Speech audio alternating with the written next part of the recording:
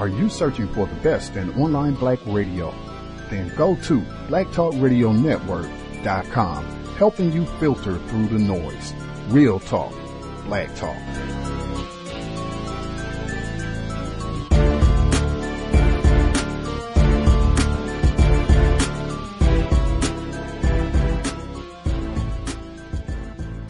The internet is full of half-truths and all-out lies. We've all seen them, and many people on social media complaining about it. Here's your chance to show and prove. WorldAfropedia.com is a black-owned and operated encyclopedia. There are several thousand articles, but we need help. We can't uncover all the truth ourselves. So please, join us and become a writer, editor, or blogger for WorldAfropedia.com today. Every little bit counts. We owe it to the future generations to put the truth out there. Visit WorldAfropedia.com, the African-centered encyclopedia, a global database of African knowledge for the purpose of bringing about global African wisdom and understanding. WorldAfropedia.com. World nigga law. Just a little under 2 weeks until the latest royal wedding. Prince Harry and Meghan Markle are planning to marry at Windsor Castle May 19th. And the guest list is light on world leaders and heavy, relatively speaking, with members of the public. And that's got Atish Taseer thinking about how much the royal family has and hasn't changed. He's a novelist who had a view into their world in his 20s when he dated the daughter of the Prince and Princess of Kent. Taseer writes about that in this month's Vanity Fair. His piece is called Race and the Royals, an Outsider's View Inside Kensington Palace. And he joins us now from our bureau in New York. Welcome to the program. Thank you.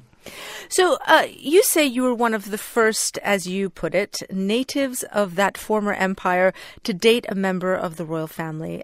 Just briefly tell us what that was like. You have some eyebrow-raising anecdotes in your piece. Well, I think I'm looking back and aware of the fact that there was this empire and that Ella's great-grandfather was George V, Emperor of India, and we were, as Indians, we were sort of subject peoples. And so there was a kind of political dimension, but when you're very young, you're hardly aware of those things. But there were some things that sort of made you note that perhaps you were being treated differently.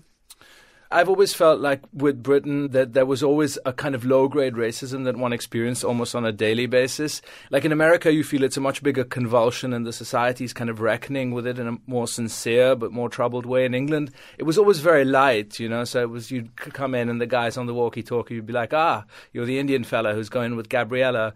And it was like sort of like greeting limerick. Yeah, the first line of a limerick. But obviously there was an implication because at that point there was no one of my shape and size and color around, so it was definitely there. Yeah, you focus in this piece on Princess Michael of Kent, who recently, of course, caused controversy when she wore a blackamoor brooch when she met Meghan Markle, who is biracial. And you say that isn't surprising that she would have done something like that. Yeah, I always firstly, I want to say that she was always super generous and warm and very, very affectionate with me. So there was no problem of that kind. But there was, there were certain attitudes. And I think with her, like there was a kind of desire to shock. Do you think that's because at least the elder royals are very insular? They're very protected from the rest of society and its headwinds and changes? Yeah, I think that is true. I think that it wasn't just, it was colored people, homosexuals, Jews. People would have these very polite manners, and then they would say these rather awful things. It's like, I'm terribly sorry, I don't like Jews very much. And you just can't talk like that. So there was certainly it was very, very archaic. Your piece has gotten quite a bit of reaction in the British tabloids, and some of it has not been positive. What's your reaction to the reaction?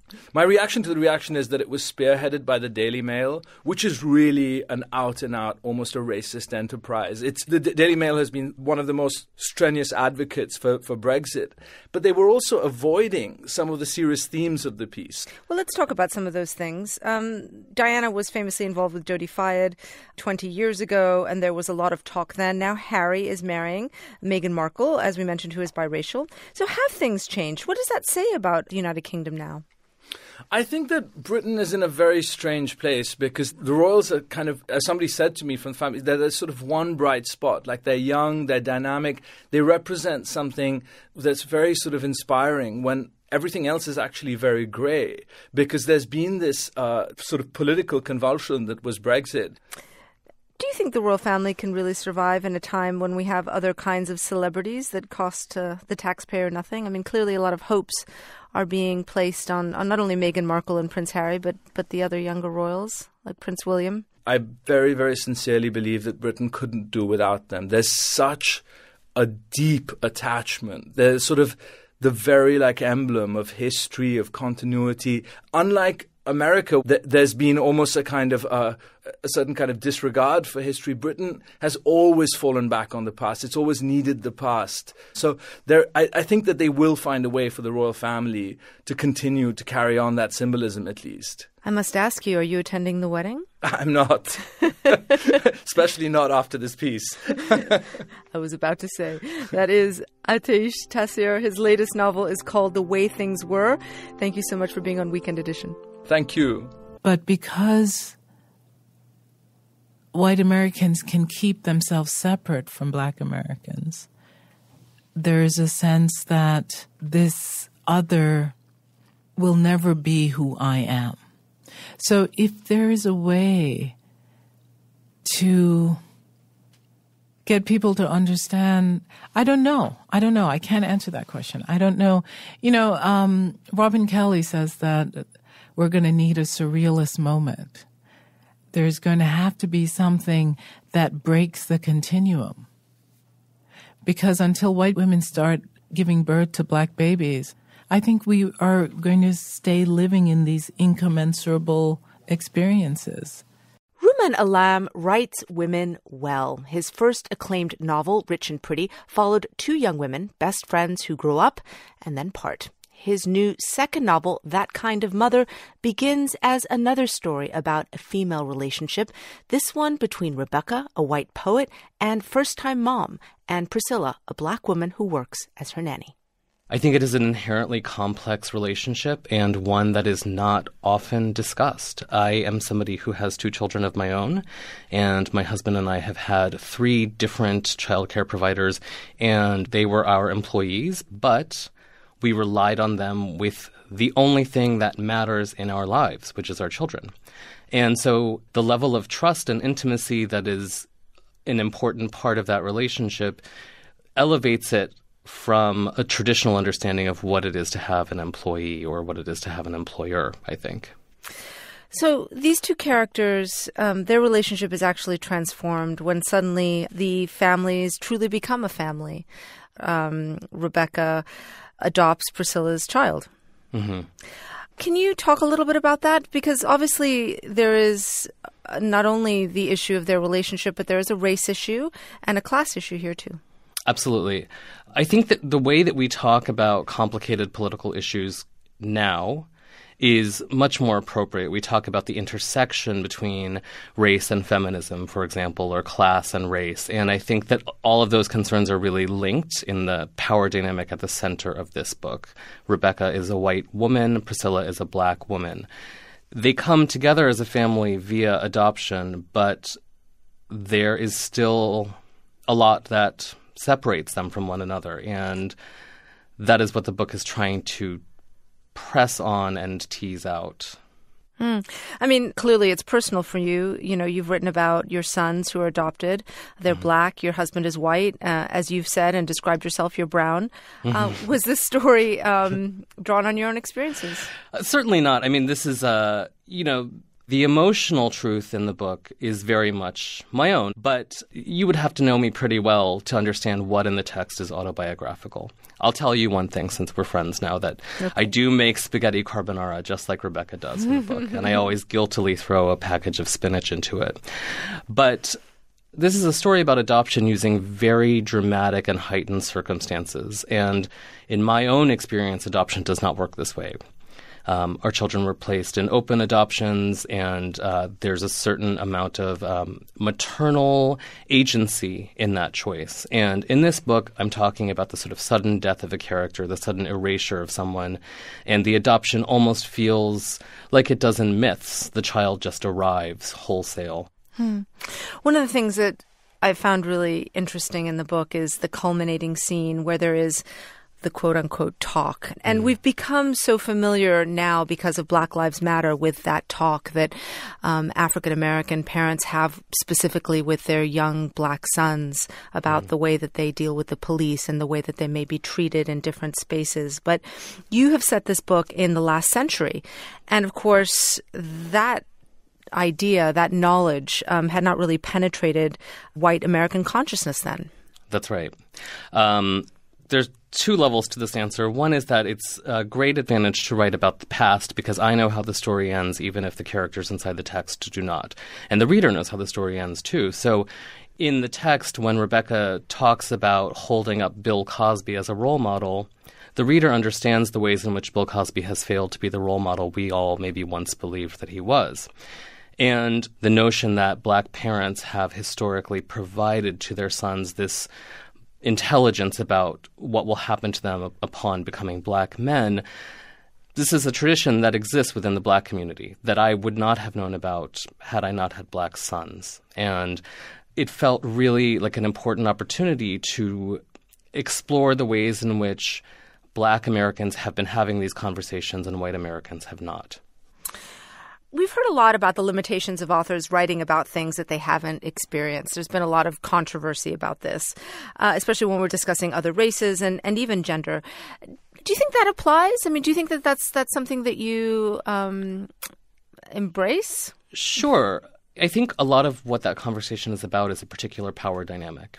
And if there is a reader who is a woman or who is a black woman who reads this book and says he's got it totally wrong and I'm offended, I have to accept that. I hope that that will not be the case. And I think so much of it is in the approach. And I hope that readers can sense that my approach to writing about difference is from a point of a genuine desire to understand and depict something that I can't know firsthand. And I think a lot of the sensitivity around inhabiting a different perspective, whether it's race or gender or ability, people should be sensitive and they should wade into this stuff carefully. And that's what I've tried to do.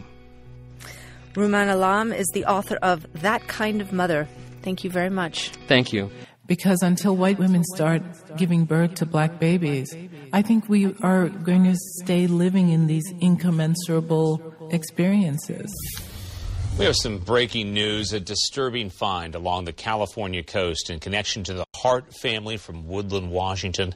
Investigators say about a mile north from where the crash happened in March, a person found a pair of girls' jeans with a shoe inside. And inside that shoe, deputies say they found skeletal remains of what appears to be a foot that they're now trying to identify. Deputies say Jennifer Hart intentionally drove the family's SUV off a cliff. The bodies of her wife, Sarah, and 3 of their 6 adopted children were found inside. The body of one of the daughters was found later, but 2 of the children are still missing. Today, during low tide, search and rescue crews are searching that area where those latest remains were found. Meanwhile, toxicology reports show that 3 of the children had been given a drug found in Benadryl. One child had no toxicology findings. Deputies say that Jennifer Hart was drunk at the time as well. We'll continue to follow this story and bring you the very latest. This is Lucy's house, and I'm going to show you what happens to families when one of the members becomes a basehead. Now, basing is crazy. I mean, it makes you go crazy and make you do silly things. Look at the family. The family is crazy. Look at the kids. Look at Lucy over here. Lucy is going through problems because her husband is a basehead.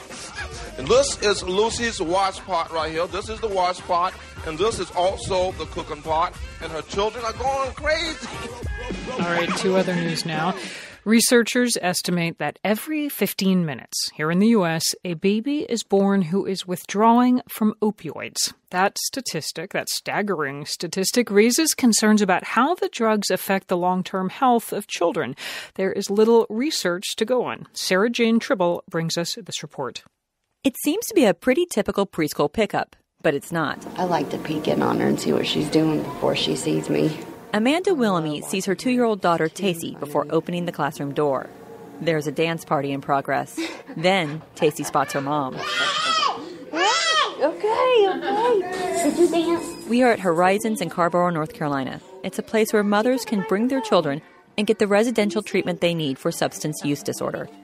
Now it's time to pick up Willamy's 6-month-old girl, Jade. What has she got? Willamy injected opioids during both of her pregnancies, and her babies were born with neonatal abstinence syndrome. She remembers that withdrawals were harder for toddler Tacey than they've been for Jade. It wasn't just like we had this 2-week period at the hospital of her being sick. Like, it went on for months. She'd sleep for 20 minutes, and then she'd wake up and just be miserable. Today, both Tacey and Jade are developing normally. Still, Willamy worries. How did the drugs affect their tiny bodies and brains? Research is just beginning to point towards the answers. A recent study has found reasons to be positive. Andre Jones is executive director at Horizons and co-author of that study. The children, as through time, tended to score within the normal range of the tests that we had. Neonatologist Dr. Stephanie Merhar at Cincinnati Children's Hospital released a separate study. Overall, the children in both short-term studies developed within normal ranges for cognitive, motor, and speech development.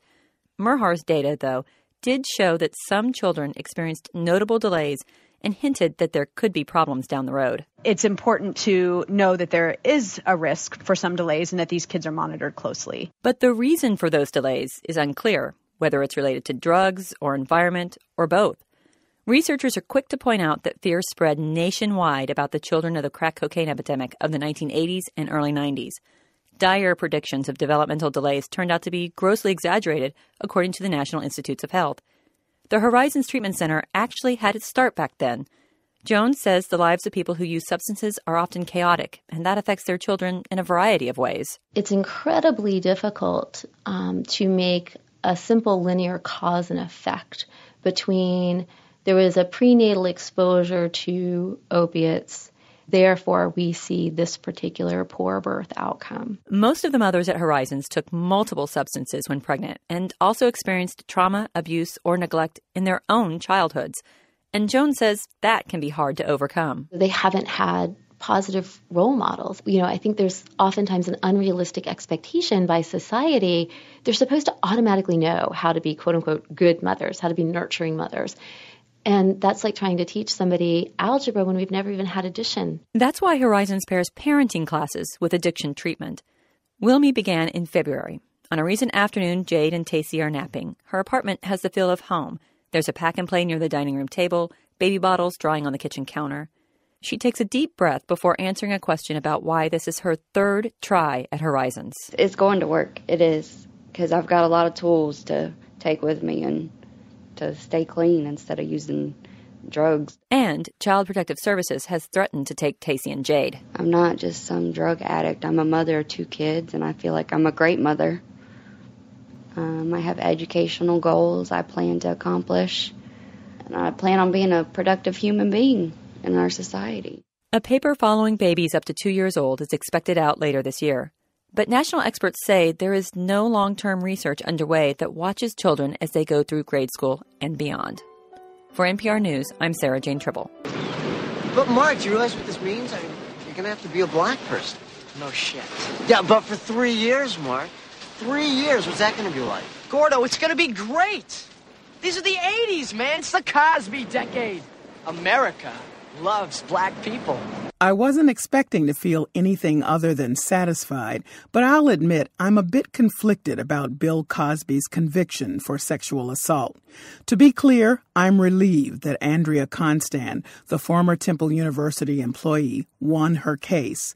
Glad that she and the prosecutors took up that fight again after the first case ended in a hung jury. And especially glad this second time around that the women who weren't allowed to speak during the first case also had their day in court. So on the legal front, case closed. But it's not so easy to close down the emotional piece of this, the piece that has left me struggling with how to regard Cosby's overall legacy. Not just his groundbreaking TV show, which fictionalized the lives of black people I knew, but also his comedy routines, some now firmly a part of pop culture. My dentist told me Cosby's 1983 hilarious routine about his visit to the dentist was part of his training curriculum. More, I was always most proud of his work offstage, creating opportunities for black directors and producers, and single-handedly helping found the Organization of Black Stunt Professionals. Maybe I wouldn't care so much if Bill Cosby were just another guy who did wrong, but he isn't. He was America's dad, a black man who did wrong. It might be 2018, but rarely are black people able to enjoy their success or suffer their crimes individually. The rest of us feel it too. I believe Cosby's accusers, yet as a black American, it's heartbreaking to see his achievements erased. Hard to watch his image devolve into a guy who drugs women to force them into sex. In the months leading up to the trial, a national TV correspondent gathered professional African-American women and men from Greater Boston for a group interview reflecting our reaction. The interview sparked heated exchanges divided along gender lines, though, interestingly, not along age lines. All the women agreed with me that Cosby's cultural contributions didn't absolve him. All the men recounted the painful history of falsely accusing black men of sex crimes. I remember one man saying, "There is no evidence, but because of these accusations, everything he worked for will be destroyed." The interview never aired, and I've often wondered if that guy ever changed his mind once the case went to trial. But I told the interviewer that night that I didn't think Cosby's signature work, The Cosby Show, should go off the air. I know it'll be even harder now to watch that series and not think of what happened to the women. But then again, I never confused Bill Cosby with his warm and loving alter ego, Cliff Huxtable. That went away years ago when I interviewed him. He was alternately arrogant and dismissive in the time before we took the stage. I held my own during the verbal jousting match, but I remember being disappointed that he wasn't even polite. It won't be so hard to reconcile that Cosby with the 80-year-old guy who may get 30 years in prison. Justice has been served, thank God, but at a price much more costly than a ruined legacy. I'm Callie Crossley, WGBH, Boston's local NPR. New York, New York. The Attorney General of New York abruptly resigned last night. Eric Schneiderman's announcement came just hours after the New Yorker magazine published an article that detailed accounts by several women who say that he physically abused them. The Manhattan District Attorney's Office has now opened an investigation into the reported allegations. Schneiderman denies the charges against him. Until now, the New York Democrat had been a strong voice in the Me Too movement, speaking out against the harassment and abuse of women. In fact, Schneiderman had been in the middle of prosecuting one of the legal cases against Harvey Weinstein. Here's Schneiderman denouncing the film mogul. The conduct really was shocking, the pattern of abuse, the use of employees to manipulate his targets or victims of sexual harassment is just really astonishing. Jane Mayer co-wrote the New Yorker piece that led to Schneiderman's resignation, and she joins us now. Thanks for being with us, Jane. Good to be with you. And before we start, we should just warn our listeners, details of the story may not be suitable for everybody. So let's get right to it. Jane, what do these women accuse the former Attorney General of doing?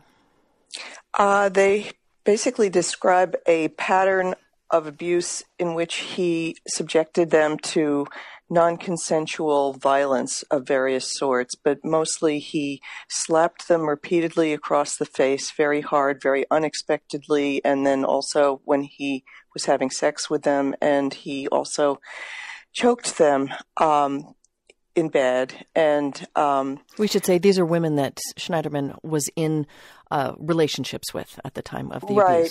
He was involved with them, or in most of them were former girlfriends. One of them is someone he was just making an advance on. She's a very well-known attorney in New York City, and he out of the blue suddenly let loose and just hit her incredibly hard across the face twice, and she was completely stunned and started sobbing, and took pictures, which the New Yorker saw. The next day you could still see the raised mark on her face. So it was, just one such case maybe would have been more than we could have, not quite enough to make you really believe it, because he is such a progressive advocate for women. But having done the reporting and spoken to all of the women, the same details kept coming back over and over again. Right, and these are women you point out in the piece. They weren't talking. They didn't even know each other, and their stories were lining up. Yeah, absolutely. And over many years' time, the same thing over and over again. And he demeaned them and spoke in language. I don't think I'll probably share it with the morning viewers, listeners, but it was just incredibly ugly. Other than, some of it you can talk about. One woman who is Sri Lankan said that he called her his brown slave and made her say that she was his property, and he would keep slapping her across the face until she said so. And death threats. There were death threats, yeah. He said if they ever broke up with him or ever went public about this, he'd have to kill them. He said to one that he could have her followed and have her phones tapped. And he said to another, when she sort of made some complaint about something, I think it was about jaywalking, basically, that he was dragging her across the street, and she said, it's against the law. He said, I am the law. And she said, if there's ever a sentence that summed him up, it would be that. So clearly, it's different when the perpetrator is someone who is in such a high position, who is the law, quote unquote. What finally? He's the highest law enforcement officer in New York State, right. and it created a lot of incredible amount of fear among these women. Some of them didn't go on the record because they really continue to be so frightened, and it's not just that he would come after them necessarily, but that it would ruin them in some way. There's still such a stigma, and that no one would believe them. And what finally compelled them to change their mind? I think it was the moment in history here, this sort of Me Too movement, and when Rob Porter was the White House aide, resigned because of allegations from his former wives that he'd abused them. These are women who are feminist activists, and they struggled with it and felt, how can we cheer on other women and not tell what we know? And they gradually came forward. And of course, the great irony is that Schneiderman himself cast himself as a champion of victims of abuse. He did, and he's got a position. He had a position overseeing the Weinstein case in New York. Jane Mayer of The New Yorker, we appreciate you sharing your reporting this morning with us. Thank you so much. Good to be with you. Bye-bye.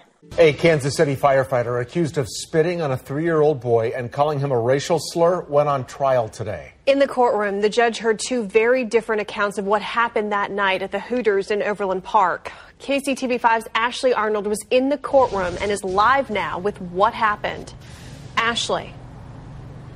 Well, Brad, Ellen, this is actually still going on. Within the past hour, the prosecution decided to arrest after bringing out multiple witnesses. We heard from the grandfather of the little boy that officials had said had been spit on. We heard from 2 witnesses that were there that night. And we also heard from a police officer as well as a detective. Now, as far as what was happening inside the courtroom and what was said, witnesses that were on the stand did corroborate different things. One included the spitting and use of a racial slur. Another witness said that he heard Jeremy Skeen, the firefighter in question, mentioned guns in a seemingly threatening way. Now, police did say that when they spoke to Skeen that night, he claimed that there were no slurs used, but that there was an argument and that he told Mr. Harris that he needed to pick up his child. Police did say that he smelled of alcohol and that his eyes were bloodshot when they were speaking to him. Now, one of the big things that's been going back and forth inside the courtroom from defense has been saying that the statements that were brought together by the grandfather initially did not corroborate and did not go along with the video that actually has been released. Today was our first time seeing some of that surveillance video from inside the Hooters. Now, despite the fact there is a surveillance video, there is no video of that actual altercation and that altercation between Harris and Skeen. Now, as I said, the prosecution did recently rest, and they do have the defense up there now who is bringing up witnesses. We're going to have continuing coverage tonight on KCTV5, and Rudy Harper will have those latest details tonight. Live in Overland Park, Ashley Arnold, KCTV5.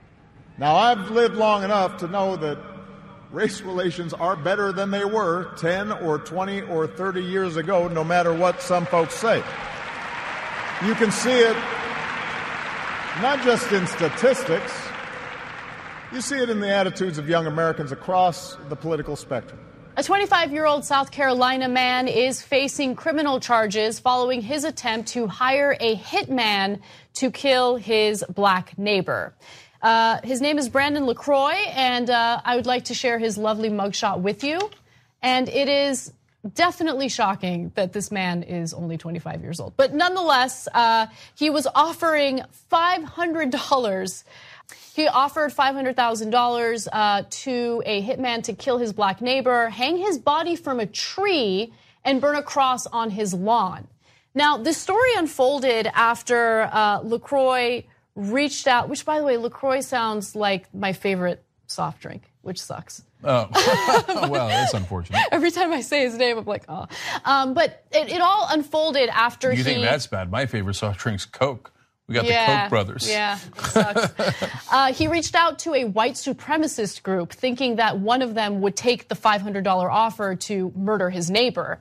And after that happened, someone informed authorities about what was going on. We don't know who it is. It was an anonymous tip. At that point, the FBI gets involved, and they start communicating with LaCroix. LaCroix thought that the FBI agent was a white supremacist who would carry out the hit, but in fact, it was an undercover agent. And after giving that agent a $100 deposit, he was arrested. Luckily, he was arrested. Now, apparently, he also had planned on using this hitman for other people, and he talked about plans to take over his neighbor's property. That might be the reason for this conflict. I don't know. The authorities haven't really disclosed the details for his motive, but we do know that he is caught, and luckily he will not carry out any type of violence. Well, I mean, the headline in the New York Post says, white man wanted to hire hitman to kill black neighbor. And I read that and I thought, okay, I mean, but it could be a random white dude and a random black dude. But then the cross on the lawn and the hanging kind of gave it away. And reaching out to a white supremacist group to do it. Right. And so now you might think, well, maybe he just wanted to steal the guy's property and the cross on the lawn was a head fake. But then he didn't think he was going to get caught. Why did he reach out to a white supremacist? So anyway, it doesn't matter. Superior. He's superior. Though. Yeah, just remember that. And by the way, he's so superior, he thought $500 would get the job done. And somehow with his superior genius, he couldn't figure out that he was talking to an FBI agent. Also, I didn't know that that's the way you get property in the country, that you just take someone out and then you just take over their home. Yeah, how do you take the you don't have the deed. You can't just take the guy's house even if you murder him. What the hell kind of logic is that? Wow! Hey, yo, drama, hold up, son. Hold on. Stop the motherfucking record. All right. I want you to Pondy replay, drama. Pondy replay. Let's give him one more chance, man. Run that shit the fuck back. Also, I didn't know that that's the way you get property in the country, that you just take someone out and then you just take over their home. Yeah, how do you take the you don't have the you don't have the deed. You can't just take the guy's house even if you murder him. What the hell kind of logic is that? The hunt is on. And you're the prey. You're the prey. I was like, oh, I'm finally going to get a grandson. But they took that away from me. A broken-hearted mother says her daughter was killed by someone she called a friend. Her body was found last week in a pickup in McLean County. And new court documents reveal she was possibly choked to death. Our Bonnie Campo joins us live from the OSBI headquarters. Bonnie? 23-year-old Shalia Toombs was 7 months pregnant. 3 people have been arrested in the case, and 2 still have to be extradited back here to Oklahoma. Got up that Sunday morning.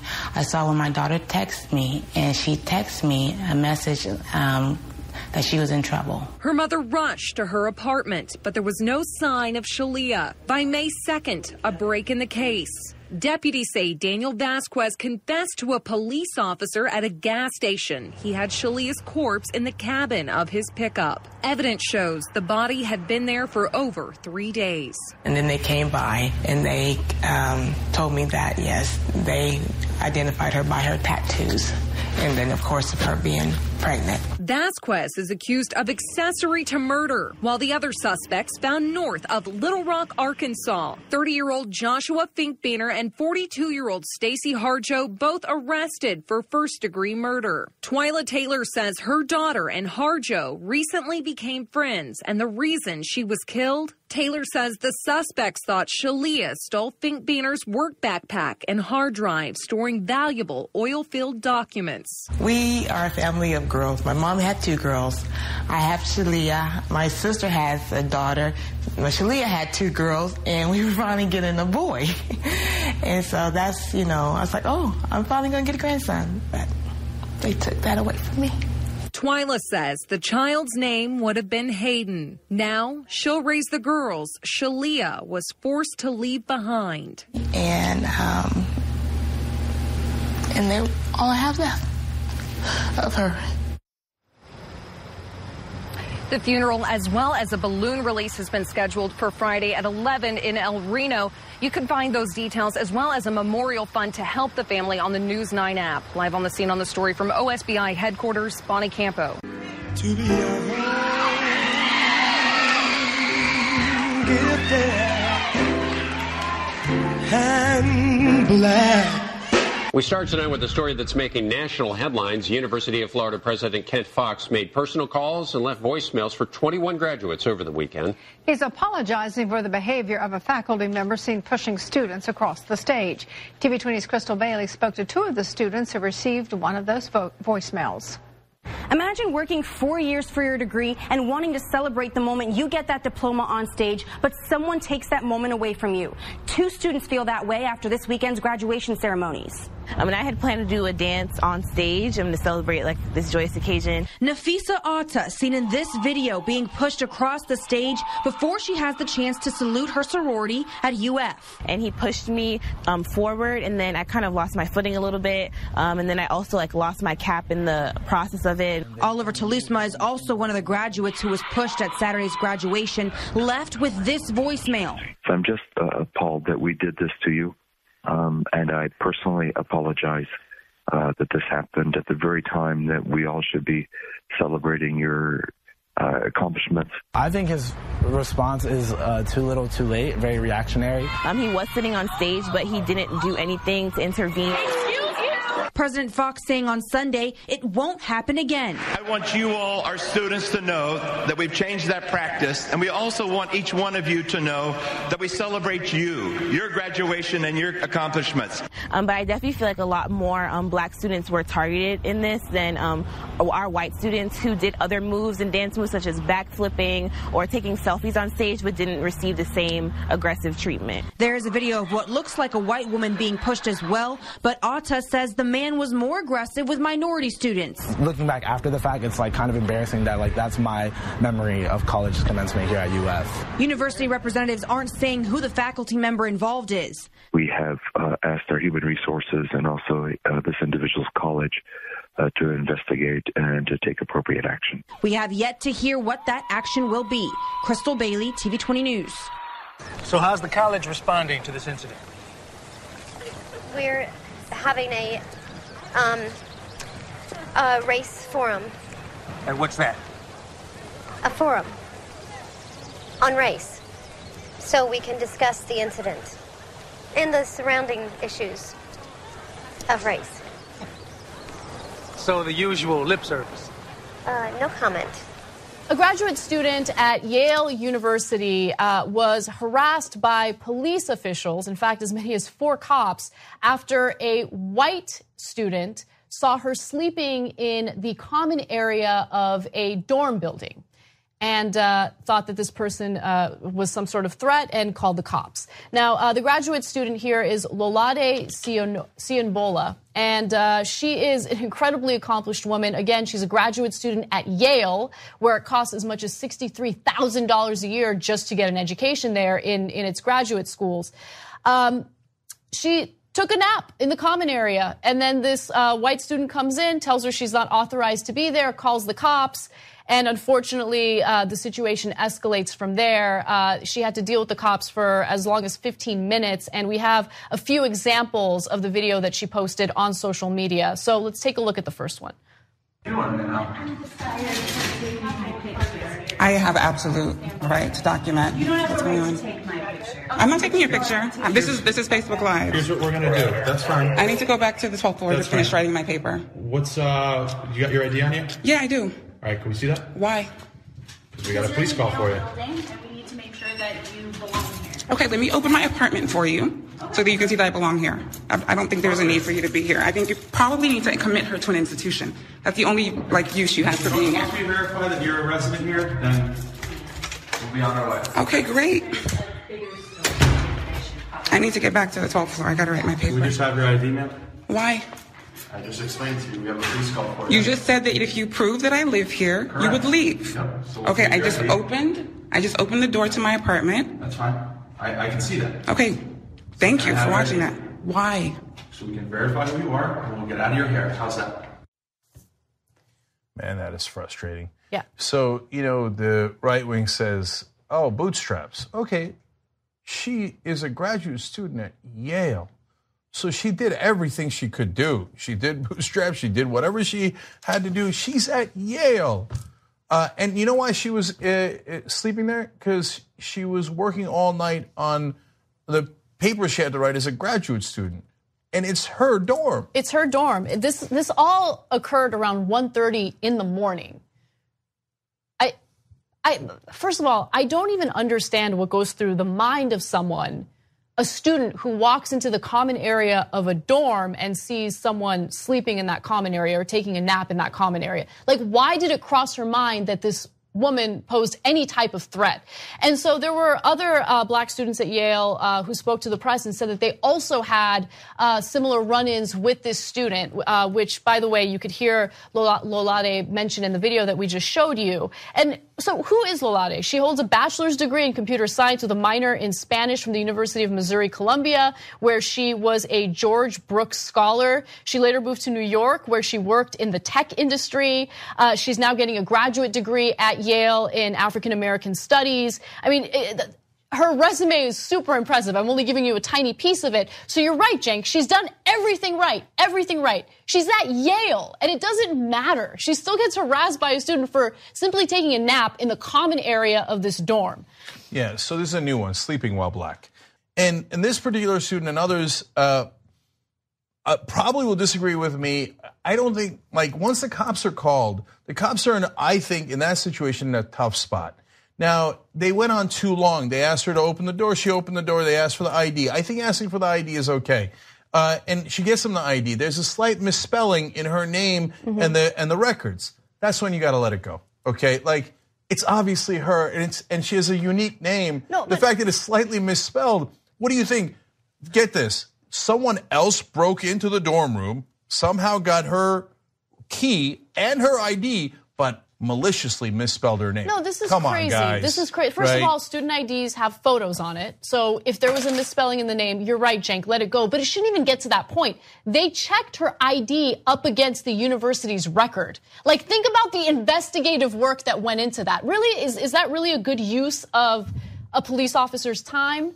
But mainly, I get that in the beginning, the cops are in a little bit of a tough spot because somebody called them and they got to respond, right? But that person who called the cops, and then she has the audacity to say, don't you dare take a picture of me. You called the cops on me. I'm a fellow student. And I'm the one who's wrong for videotaping it? And you're the victim now? Yeah, you're in a public place, by the way. So she could have easily taken her picture or put her in the video, but she didn't. I mean, that shows some significant restraint. By the way, we have a second portion of the video that I want to share with you all. So let's take a look at that. I was sleeping in the common room and she comes in and turns the lights on. And she's like, why are you sleeping here? You're not supposed to be sleeping here. I'm gonna call the police on you. But she called the police on my friend about 3 months ago. The university knows that she's unstable and she's still here. So you've dealt with her before? Well, this is my first time actually meeting her in person, but I know that she's the one who called the police on my friend. Would she call the police on your friend? Because he was in the stairwell and he was black. What happened last time? She did the same thing because my friend was in the stairwell and he was black. That doesn't sound right. Well, it doesn't sound right that I'm sitting here with you and I should be writing my paper either. So I don't understand why I'm still here. So a friend did speak to the press, and he said that he had asked that woman for directions somewhere in the university, and that because that's what robbers do. They come in and ask for directions. I can't anymore. So, look, I'm sure that if you ask that woman if she's racist, she'd be like, no. Of course not. I don't actively think that all black people are criminals. I just happen to think that most of the people I run into at Yale who are black are criminals, right? I mean, why else would they be doing a paper at Yale in the middle of the night? Why else would they be asking for directions for how to go to wherever they were going to go, a dorm, maybe a class at Yale? It never occurred to you that maybe they were asking for directions because they're a student there? And so I think that the person who called the cops is way worse than the cops. See, it used to be we could beat up minorities and nobody cared. It's the reason a lot of us joined the force. Hey, Mitch, you want to go down and arrest some homeless people but not be able to beat up any minorities? No, thank you. Yeah, no, I think we're good. This is video of the arrest. You can hear the woman just screaming for help. Channel 2's Mike Pachenik broke news of this incident. Mike with us live at the Alpharetta Police Department. The woman says, to say the least, she was scared. Absolutely terrified, Justin. She's a 65-year-old grandmother with diabetes and other health issues who found herself in the back of a squad car heading to jail. Now, the chief here in Alpharetta says some of what he saw in that video, he simply will not tolerate. Hey, you're not in charge! Shut the up and get out of the car! Who are you talking to? Through an open records request, we obtained this dash cam video of Alpharetta police officer James Legg screaming at 65-year-old Rose Campbell Friday night during a traffic stop. And I just panicked. It was like my heart exploded. I didn't expect that in America. I didn't expect that in Atlanta. I didn't expect that especially in Alpharetta. It all started after another officer pulled Campbell over and wrote her a ticket for failing to maintain her lane as she exited Georgia 400 at Windward Parkway. The driver did not agree with the officer and attempted to debate the nature of the traffic stop. Everybody does that. You're going to ask a cop if he gives you a ticket, unless you know you're wrong. You're going to ask why. The driver ultimately refused to sign her citation. Campbell says she believes signing the ticket admitted guilt, so she marked it with an X and asked to see a supervisor. And she refused to open her door. You're under arrest for disorderly conduct. No, sir. Step out of the car. No, sir. After Officer Michael Swerdlove called for backup, Campbell finally agreed to get out. I'll come out for you. I won't come out for him. But as she did, the video shows Legg get very aggressive. We showed that video to Campbell. No wonder my blood pressure went sky high. As I was watching the video, I had some major concerns about what I was seeing. Alpharetta's police chief addressed the incident in a taped statement. John Robinson immediately suspended Legg, and he says he's ordered an internal investigation. There are aspects of this video that you're likely about to watch that simply do not represent who we are as an organization. Well, I think they should have disciplinary action should be taken with that gentleman. But Campbell told me she doesn't believe Legg ought to be fired. She thinks that he needs that disciplinary action and should be retrained. She also wants an apology from Alpharetta Police and the city. They say they intend to reach out to her. She's also retained a civil rights attorney, but at this point has not decided whether she will take legal action. Live in Alpharetta, North Fulton County, I'm Mike Pachenik, Channel 2 Action News. I want to be a cop. Tonight, it's being called the largest ever civil verdict against a Philadelphia police officer. A man sat in jail for almost 4 years, and today a jury decided to pay that man millions. David Spunt sat down with him for an exclusive interview, and David's live now at the Criminal Justice Center with more. David? Well, Kanifa Boozer didn't even want to do this interview originally, but decided to speak in front of our cameras and share his story because he wants to get the message out that justice will prevail, and there are people behind bars right now that should not be. Some points I'm happy, some points I'm, nervous.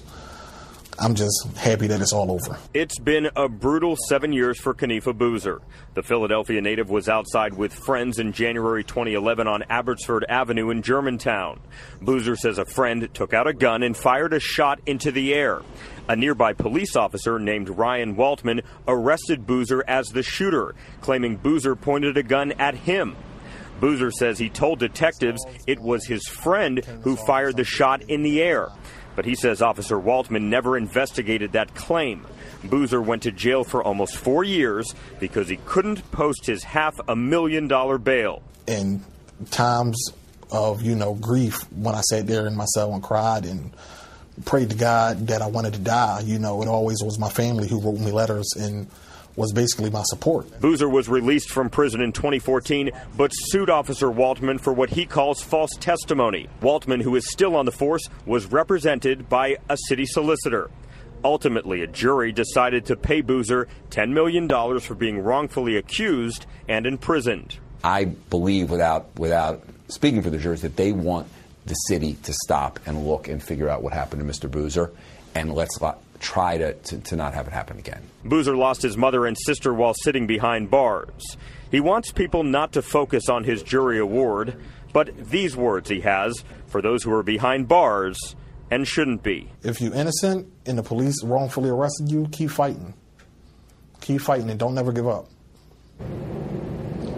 No comment from the Philadelphia Police Department on this case. A spokesman for Mayor Jim Kenney says city officials are reviewing all options and may file an appeal. If they file an appeal, the money would come from the city, but that could be held up if that appeal is indeed filed from the city.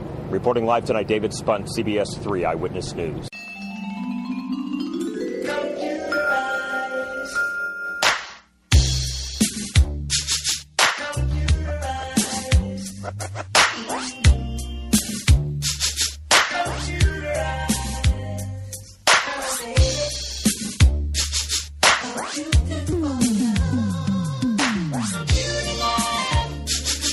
Police in the U.S. have been using facial recognition software for years, usually after a suspect is caught on camera during a crime.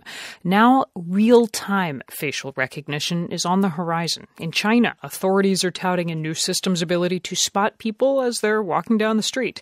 Similar software is being tried by police in Russia, in India, even the United Kingdom. So when might it reach American streets? NPR's law enforcement correspondent Martin Costi went to find out. This is Connect ID. It's a convention for the biometrics industry that's held in Washington. And the vendors' exhibit hall is just what you'd expect. Everywhere you look, there are big screens with live views of your face as you go by, as computers track you and categorize you by age and sex. If they're connected to the right database, they could also guess your name. Terry Hartman is at the booth for a German company called Cognitech. And what's new, he says, is how good these systems are getting at recognizing faces in real-world conditions. You can see all of these matches are at different poses. The people aren't facing the camera straight on. You've got people with glasses. You've got the lady looking down. She's matched, looking in a different direction. Link that to a national photo database, and it's pretty much the end of anonymity in public places. That's clearly the appeal in autocratic societies like China. But these systems are also being pitched to Western governments. Police in the United Kingdom are now scanning crowds for known troublemakers or wanted criminals. And the same tech is being offered to American police, says Claire Garvey. She tracks this issue for the Center on Privacy and Technology at Georgetown Law. Every major company that sells to law enforcement in the U.S. advertises the ability to do real time. And we've seen a fair amount of interest on the part of law enforcement in purchasing these systems. American police aren't buying the real-time systems yet, but Garvey says a few departments have requested funding to try them out. If police are hesitant, it's because these systems are pricey, and there's also the risk of a public backlash. But when it comes to legal barriers, that's less of a concern. There's not a lot standing between instantaneous facial recognition technology and its ubiquitous use by police departments or cities. Jonathan Turley is a civil libertarian and law professor at George Washington University. He just gave a speech here at this convention appealing to the industry to set up better privacy protections. That's because he's not sure he can count on the courts to limit how police use facial recognition, especially if Americans get used to this tech in other settings, such as on their phones or in shopping malls. As businesses recognize you coming into stores and coffee shops, at what point do our expectations fall to the point that the extension of the government into the area becomes less problematic? In other words, why would Americans expect not to be scanned by the police if they come to expect it from, say, the customer loyalty program at their favorite coffee chain? This prediction about the gradual normalization of facial recognition is something you hear from the industry, too. Here again is Terry Hartman from Cognitech. If organisations like casinos, security at stadiums are putting in this technology at a level that embarrasses the police where they don't have it themselves, that puts pressure on them. The flashiest booth at this convention belongs to NEC Corporation of America. It's a major supplier of still photo facial recognition. They say they have not yet sold any real-time systems to American police, but executive Benji Hutchinson says a few departments are starting to window shop. I can't say which ones, but it's been the large cities that you might imagine, some of the large coastal areas. One sticking point, Hutchinson says, is that American cities often don't have enough of the kind of high-def digital security cameras that you need for facial recognition, though he says that may not matter in the long term. As if to illustrate his point, a body camera clipped to a nearby mannequin starts beeping. Is that me or is that... No, that's this thing, yeah. Go ahead. I never know what's beeping. Oh, it's matching someone, okay. A body camera that NEC has on display has recognized a passing face. Hutchinson predicts this is how the technology will come to American streets, by piggybacking on the thousands of new body cameras that departments are buying for their officers. At first, he says it'll just be used as a way to recognize the faces of innocent people and blur them out. But it won't stop there. I think the second step is obviously they're going to look at ways to implement facial recognition against known or suspected terrorists or people who are wanted. That'll be the obvious next step. And it is a pretty simple leap. The question is, which law enforcement agency will be the first to take that leap? Hutchinson predicts it'll likely be a deep-pocketed federal department, such as Customs and Border Protection, which is already testing facial recognition at passport control in airports. And as he mentions this, 2 CBP officials stop by the NEC booth, and the company's sales team scrambles to show them what the body cameras can do. Martin Costi, NPR News, Washington. We're not scientific at all.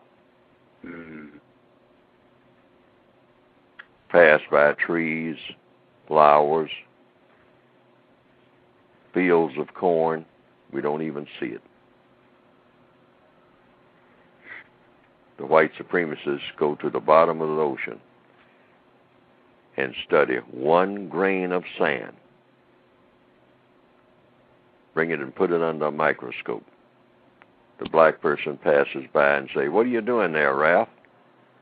See, I'm studying this grain of sand that I got 8,000 feet from the bottom of the ocean. And what are you studying a grain of sand for? I'm studying it because it's there. And I'm going to find out why it's there. And I'm going to find out everything about it. How it got there, what it does while it was there, what it can be used for by me.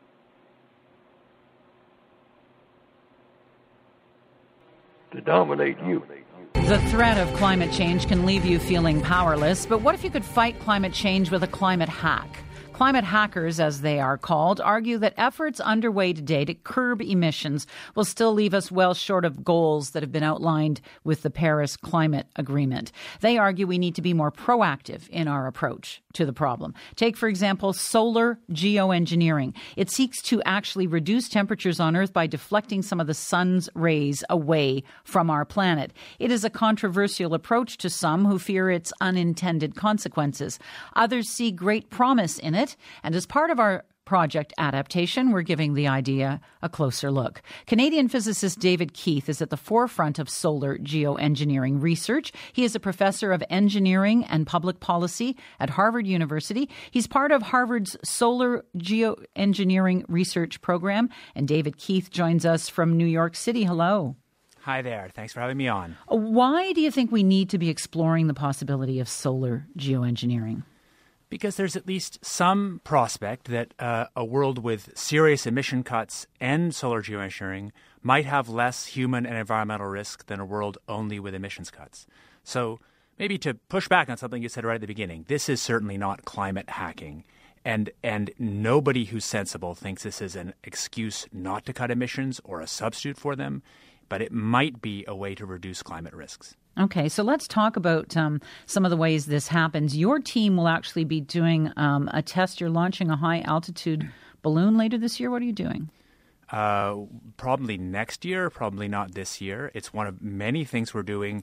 That is to understand some of the way that some particular aerosols in the stratosphere might interact with the chemistry of the stratosphere in ways that might cause, say, ozone loss. So to understand better the ways that these chemicals, say calcium carbonate or sulfuric acid, alter the ozone layer and how much light they absorb.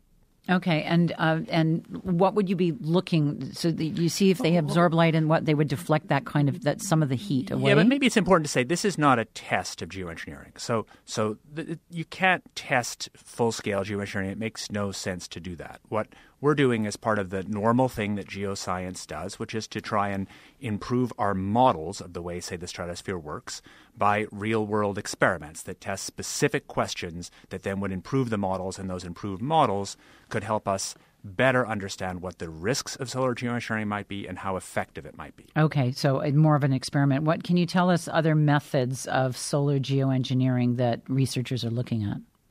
So I would say, first of all, what is it? The idea is that humanity might reduce some of the amount of climate change, not just temperature, by altering the Earth's radiative balance directly. And one example would be by putting reflective aerosols in the stratosphere. It's also possible to perhaps alter the reflectivity of some marine clouds. It's conceivable this could be done in space as well. There are a variety of methods, but they all really share the same underlying fact. They won't deal with the problem of putting CO2 in the atmosphere. We have to stop doing that. But they might reduce climate risks, not just globally, but on a regional basis. And so what might they do to the temperature of the Earth? Well, that's probably one thing we can say with high confidence. So you can say with some certainty, I think it's not an exaggeration, that solar geoengineering would enable the world to be highly confident of reaching the 1.5 degree centigrade stretch target of the Paris Agreement. So a combination of emissions cuts and solar geo could reach that with confidence, a confidence we can't have if we do emissions cuts alone. But that's kind of an oversell because global temperature is really just a proxy for all sorts of things humans and the natural world actually cares about. So the local extreme temperatures or the availability of water or sea level rise or extreme storms. And so the question is, how well does solar geoengineering actually work to reduce those climate risks on a regional basis? Okay, and the only way to find out is to do some experiments and check the modeling. Yeah, actually, experiments don't tell you anything meaningful about that. For that, you have to turn to global models, the same global models as we use to try and understand what the impacts of increased carbon dioxide will be. And so we've been doing that. For example, there's a suite of 12 models that have all been tested, sort of basically all the world's climate models for solar geoengineering experiments. And when you try using solar geo to cut the total rise in temperature in half, what we find is that in essentially every region of the world, in every region, extreme temperatures and temperatures are reduced. But more than that, so is the change in the hydrological cycle. So CO2 tends to make the dry drier and the wet wetter. That's one of the fundamental problems of climate change. And it turns out that solar geoengineering does a surprisingly good job of reducing that. So in every one of the regions that we look at, solar geoengineering tends to return the hydrological cycle towards pre-industrial. So making the places that got drier a little bit wetter and the places that got wetter a little bit drier back towards pre-industrial. And that's a really terrific thing that promises to significantly reduce some of the climate risks that people care about. Okay. Well, David Keith, I want to bring someone else into this conversation. Daniel Tsitso is an associate professor of atmospheric chemistry at the Massachusetts Institute of Technology. He has expressed some concerns about some of this. He joins us from Cambridge, Massachusetts. Hello. Good morning, Anna Maria. Thank you for having me on this morning. So what are your concerns?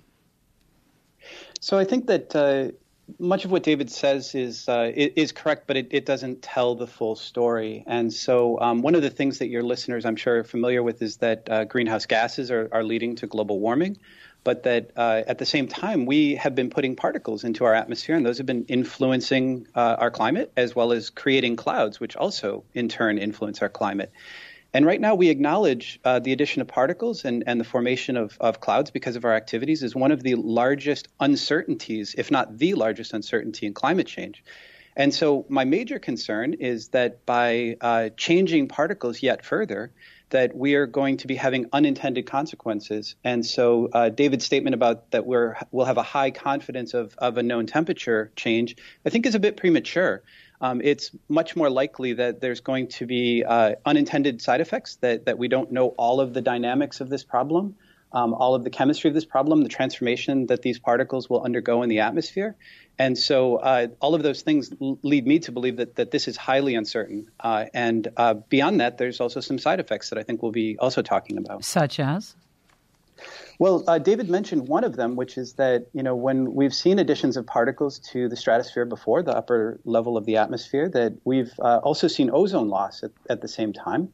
As I just mentioned, particles often spawn the droplets and the ice crystals that clouds form on. And so one thing that will go hand in hand with any addition of material to the atmosphere is a change in precipitation.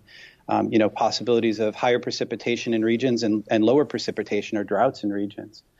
Another thing that addition of particles will do can I just interject? You say particles. Are there specific particles that are of concern to you? Are you talking about any particles? Are there specific chemicals, chemical compounds? Are there specific? Yeah, is absolutely. it sulfates? What is it? Yeah, I think a lot of the proposals for so-called geoengineering have been addition of sulfates to the atmosphere, and more recently, groups like David's have proposed using different materials. He mentioned calcium carbonate to the atmosphere. But there's a lot that are known about these materials already, just from simple laboratory studies on the ground that show that these materials, especially sulfates, can deplete ozone.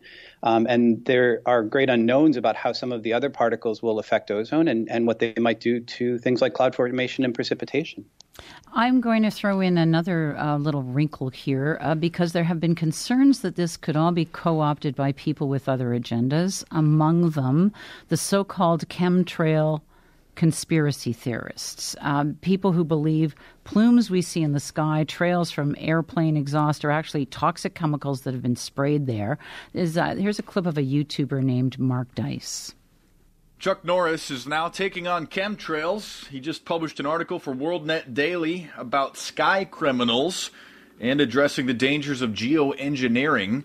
So let's take a close look at his article and at the actual admitted geoengineering experiments and disasters. David Keith, I'm asking about this because people who talk about this have lumped your work in with the conspiracy. How does that affect the debate?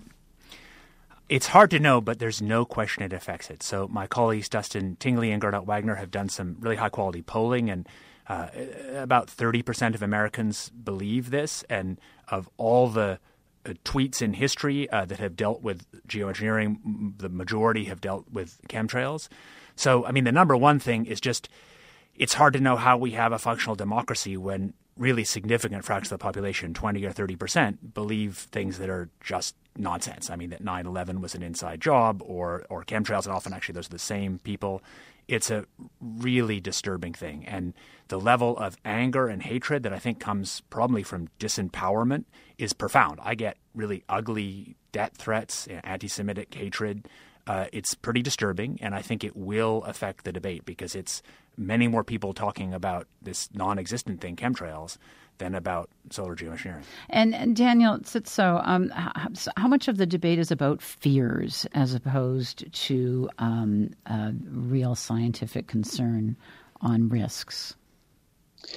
Boy, this is a difficult question to answer because, we work as scientists and engineers on these problems. And so, I leave a lot of this to the social scientists.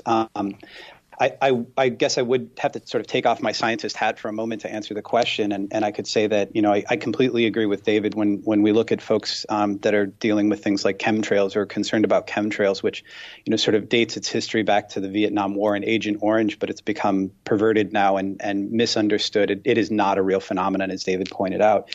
You have to sort of fight against that when you look at the scientific goals.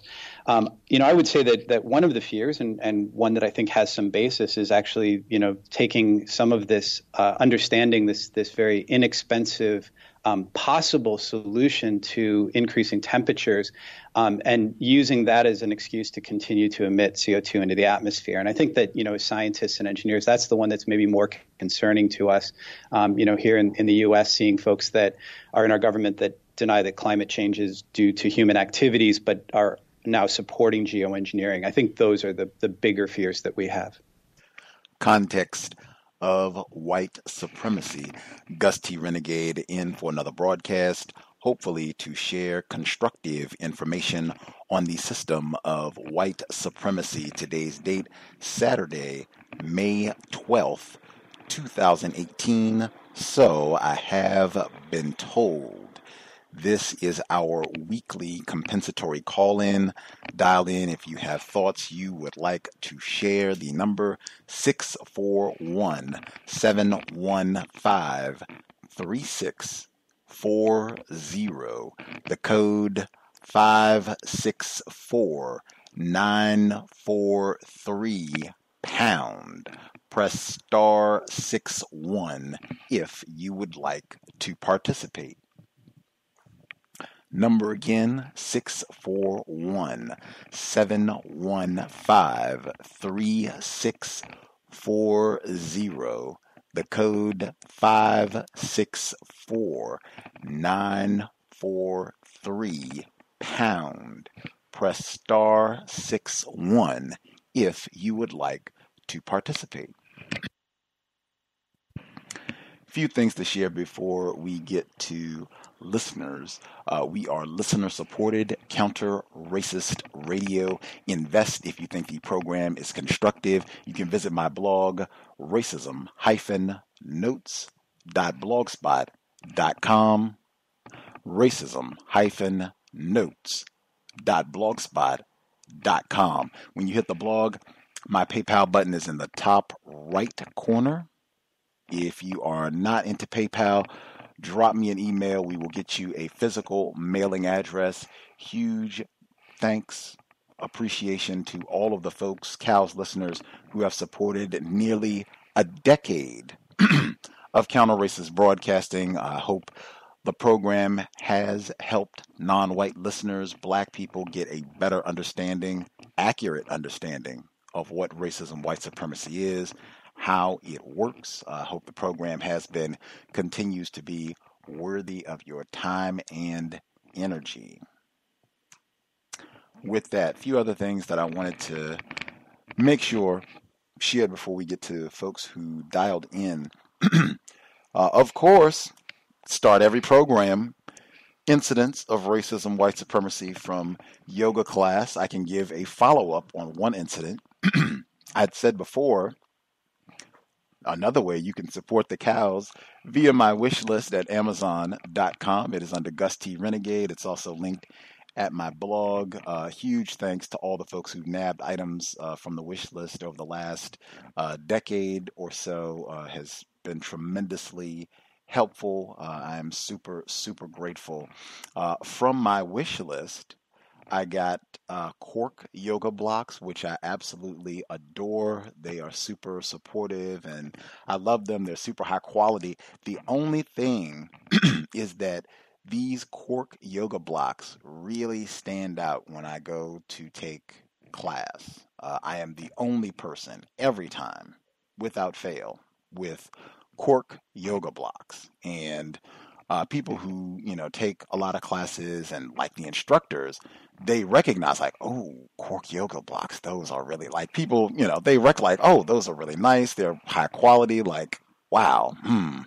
And they don't have cork yoga blocks at the studio. So it stands out even more to already be a Negro in the system of white supremacy. You're already under surveillance. So then to have additional things that make you stand out, like if I had known this prior to, that maybe would have impacted my decision to have cork yoga blocks on my wish list. But anyway, I go to class, and I mentioned before that I went with my cork yoga blocks. I came around the corner, and a suspected racist white woman, her eyes were just huge, and she looked super startled, and she said, "Oh, I thought you had bricks. Those are just cork yoga blocks." I remember I said, menacing Negro about to be arrested for having bricks, thought he was going to kill someone and rape a white woman with a brick.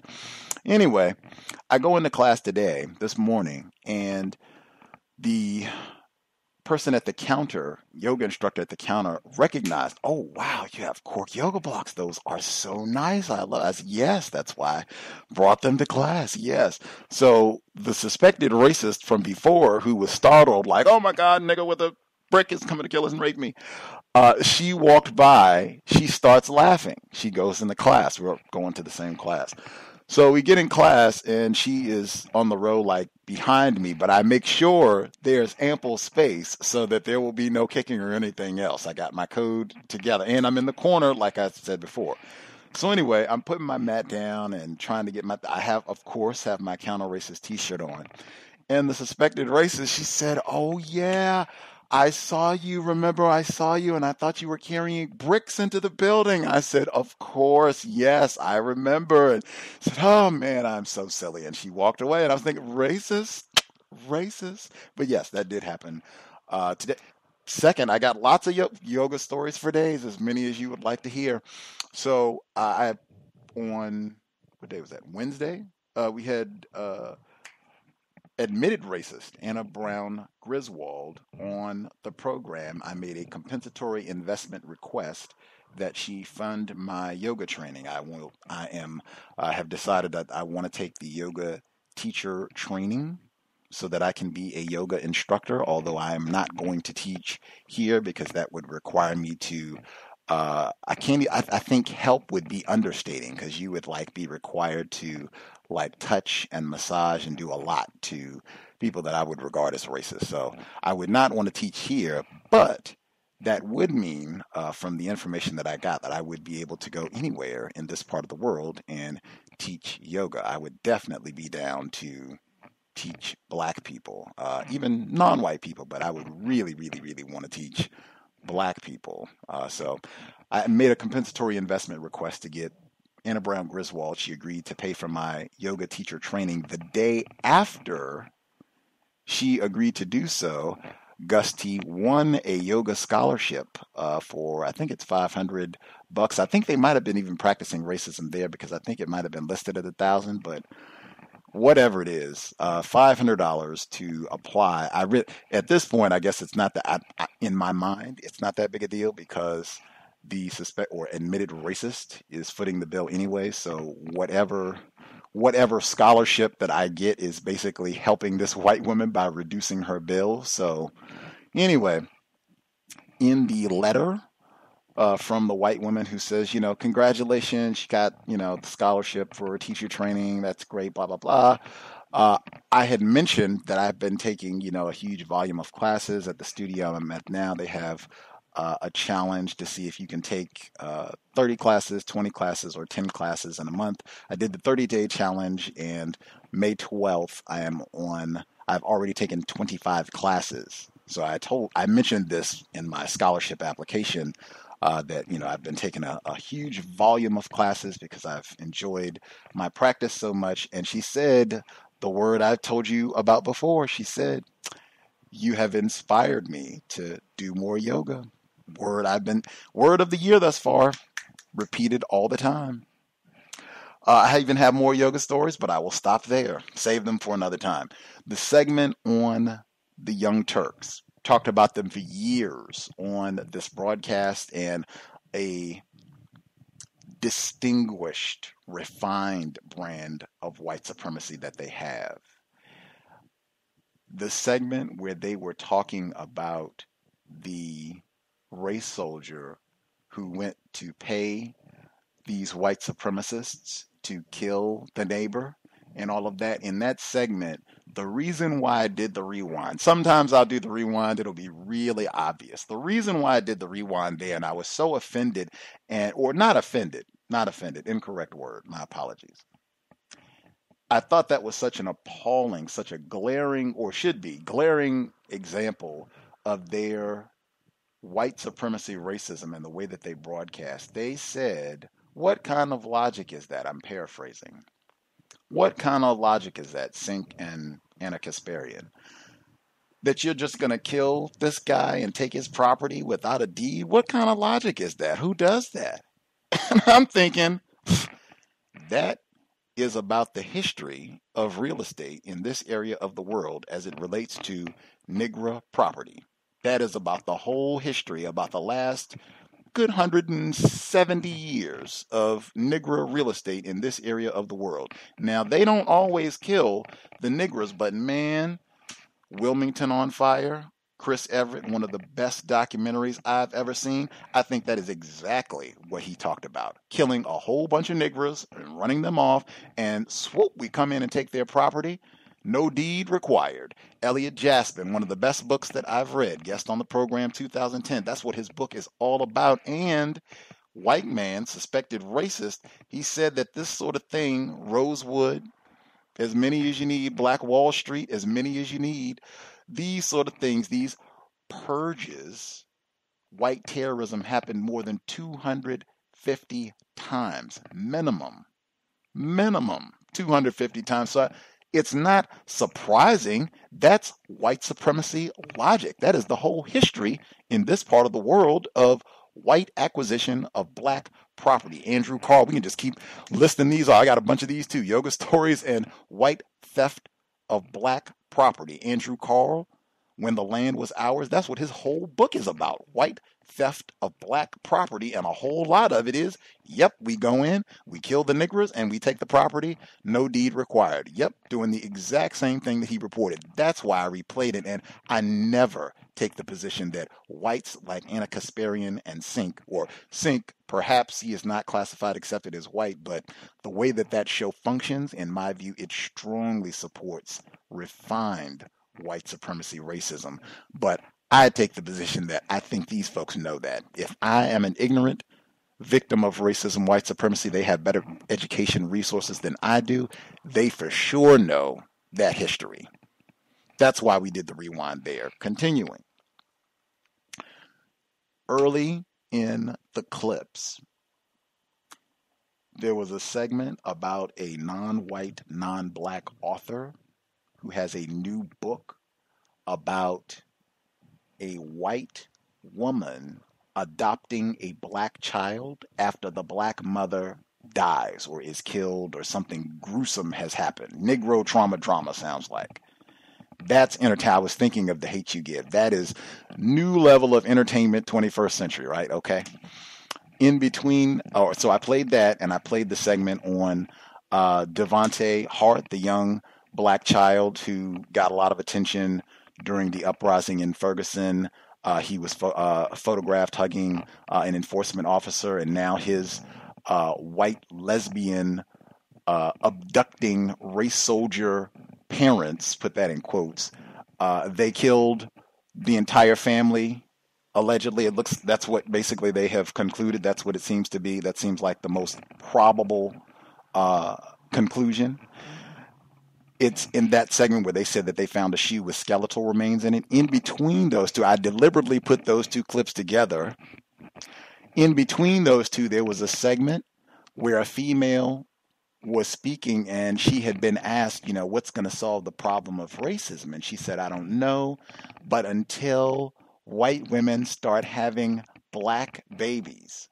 That was Claudia Rankin. Now, I had played that entire interview on this program before 2015. I'm sure if we have people who were listening to the cows in 2015 and you're listening right now, you might remember when I played that segment, because it generated quite a bit of discussion, especially when people were like, oh my gosh, a black female said that? And Claudia Rankin gets a lot of attention. She is also someone that a lot of whites, race soldiers, will point to and say, oh yeah, that's a black leader. She is an expert on racism. She has a book of poetry on racism, white supremacy. It got a lot of attention. I think there was a black person who was reading her book of poetry behind President Donald Trump when he was on the campaign trail. But anyway, that was her. And I played that clip. I thought about her in that moment. The system of white, if you don't understand racism, white supremacy, everything else that you understand will only confuse you. Next. The segment where they were talking about the facial recognition, and they said that this software could be used in crowds to find known troublemakers. When we're talking about, extraordinary evolution in technology, real-time facial recognition, and the language that is employed is known troublemakers, not wanted felons, not escaped prisoners, menacing Negroes with bricks. No, known troublemakers. That is really vague. I mean, I don't know. Sometimes you call troublemakers people like Nelson Mandela. Maybe the person isn't exactly a criminal, but they are a troublemaker. Shout out to Bugging Out. Do the right thing. I will stop there for this broadcast. If we could have no metaphors, frequently racists employ metaphors deliberately to spread confusion. I am a big advocate of really scrutinizing metaphors because often they even reveal more than the speaker or writer intended. That said, on this broadcast, if we could not use them, as I said, racists frequently spread confusion with the use of metaphors and insisting that two different concepts are identical, equivalent, and often they are not. That is a major form of white supremacy, racism, and deception. Victims of white supremacy, including myself, we are still learning, and we've been exposed to this conduct for centuries. Often, since we are still learning and confused, often we have not come to conclusions on particular subjects, which is fine, but it means sometimes that we do not have logic to articulate our views, and sometimes we will substitute a metaphor to explain ourselves, and often it just adds to confusion. So if we could please be mindful, really make an effort not to use metaphors on this program, I will prompt about that. Thank you kindly. If you could take about 5 minutes to share whatever thoughts, commentary that you have, that would be great. That would make sure that everybody gets at least one opportunity to share. And then if you have additional comments or questions, we can get you later in the broadcast. Also, if you could please use your mute button, that would be super appreciated. Just helps preserve the audio quality of the program. We don't want folks having to fight to speak over a lot of unnecessary background noise. You can just mute your line, unmute when you're ready to speak, and then mute yourself again. That is super, super helpful. Thank you kindly. With that, we'll go ahead and get to the first few folks who dialed in with a hand up. If you have commentary that you would like to share, line should be open. Proceed.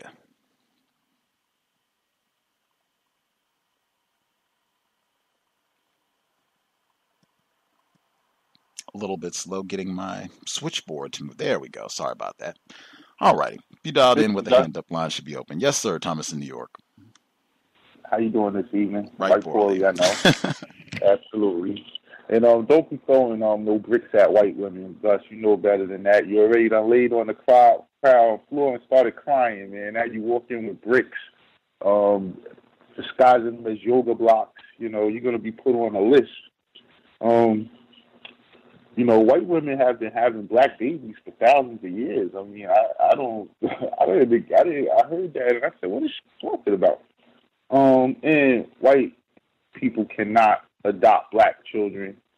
I believe that on this show we call it abduction. They abduct black children. Your rewind with the Young Turks. When you see, I thought instantly, I was thinking, manifest destiny. Like, I mean, are these people serious?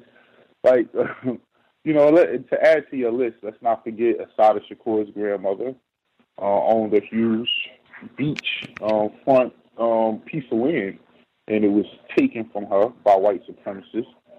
The Voyou racist family in Britain.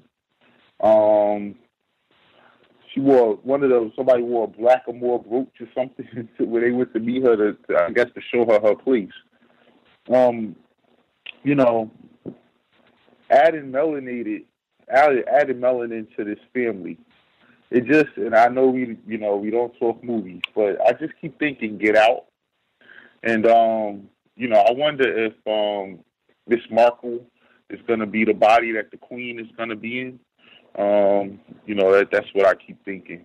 And the clip you played, man, this one, you know, when you talk about stereotypes, remember LePage, I believe the governor of Maine, responding to his state's opioid problem, and he called the drug dealers D-Money, Smoothie, and Shifty. You know, when I look at all these rapists, I mean, you know, Cosby's Cosby's the one that went to jail. I mean, Schneiderman, Letterman, Weinstein, Al Franken.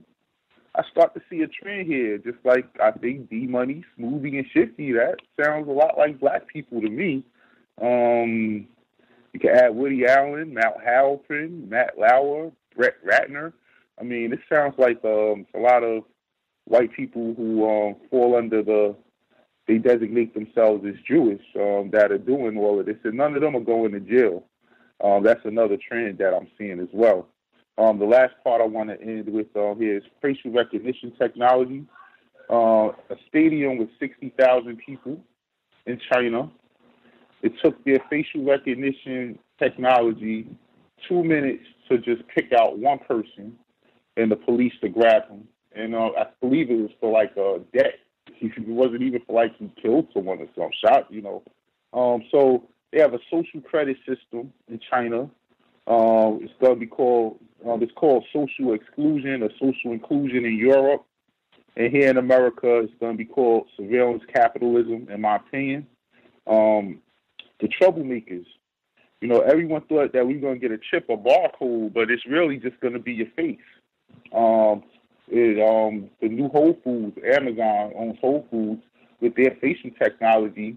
With your Amazon Prime account, you can walk into the Whole Foods, take whatever you want, and walk out and just charge your Amazon Prime account. You don't pay anything. So this facial technology is very, very prominent.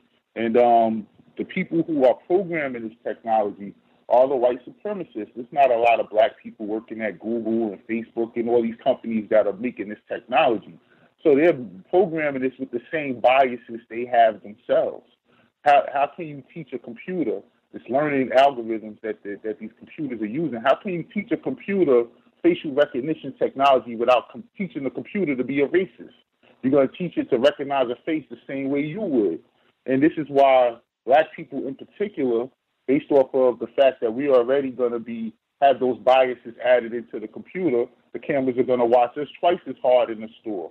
You know, it might let the white person, you know, walk in and say he's all right. But me, you know, hey, I'm going to watch everything he does. He might put something in his pocket. You know, the computers are going to be making these decisions based off of the facial recognition technology, which already has the biases built into it that the white people who programmed it had. And it's going to be terrible, and this is what's coming. The last thing I want to say on this facial recognition technology, I saw a video today where they had a George Bush, the ex-president, the second George Bush, and his face. They took an interview he did on Facebook, or, you know, an interview from Facebook that he did, on YouTube that he did, took a still image. Now the guy's sitting in front of a camera in his house. The camera's looking at him. He's making facial movements, like his lips are moving. George Bush face, lips move exactly like his. So they could take your face and superimpose it on someone else's face and have the lips move. When this guy blinks his eyes, George Bush eyes blink. When he raises his eyebrows, George Bush eyebrows raise. So, I mean, pretty much they could also use the same technology to make us commit crimes that we didn't even commit. These places we weren't even at. And I'll mute my line, Gus. Thank you.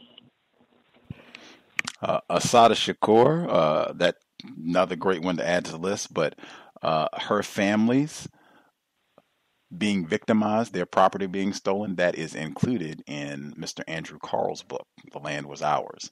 Other folks who dialed in with a hand up, line should be open. Proceed.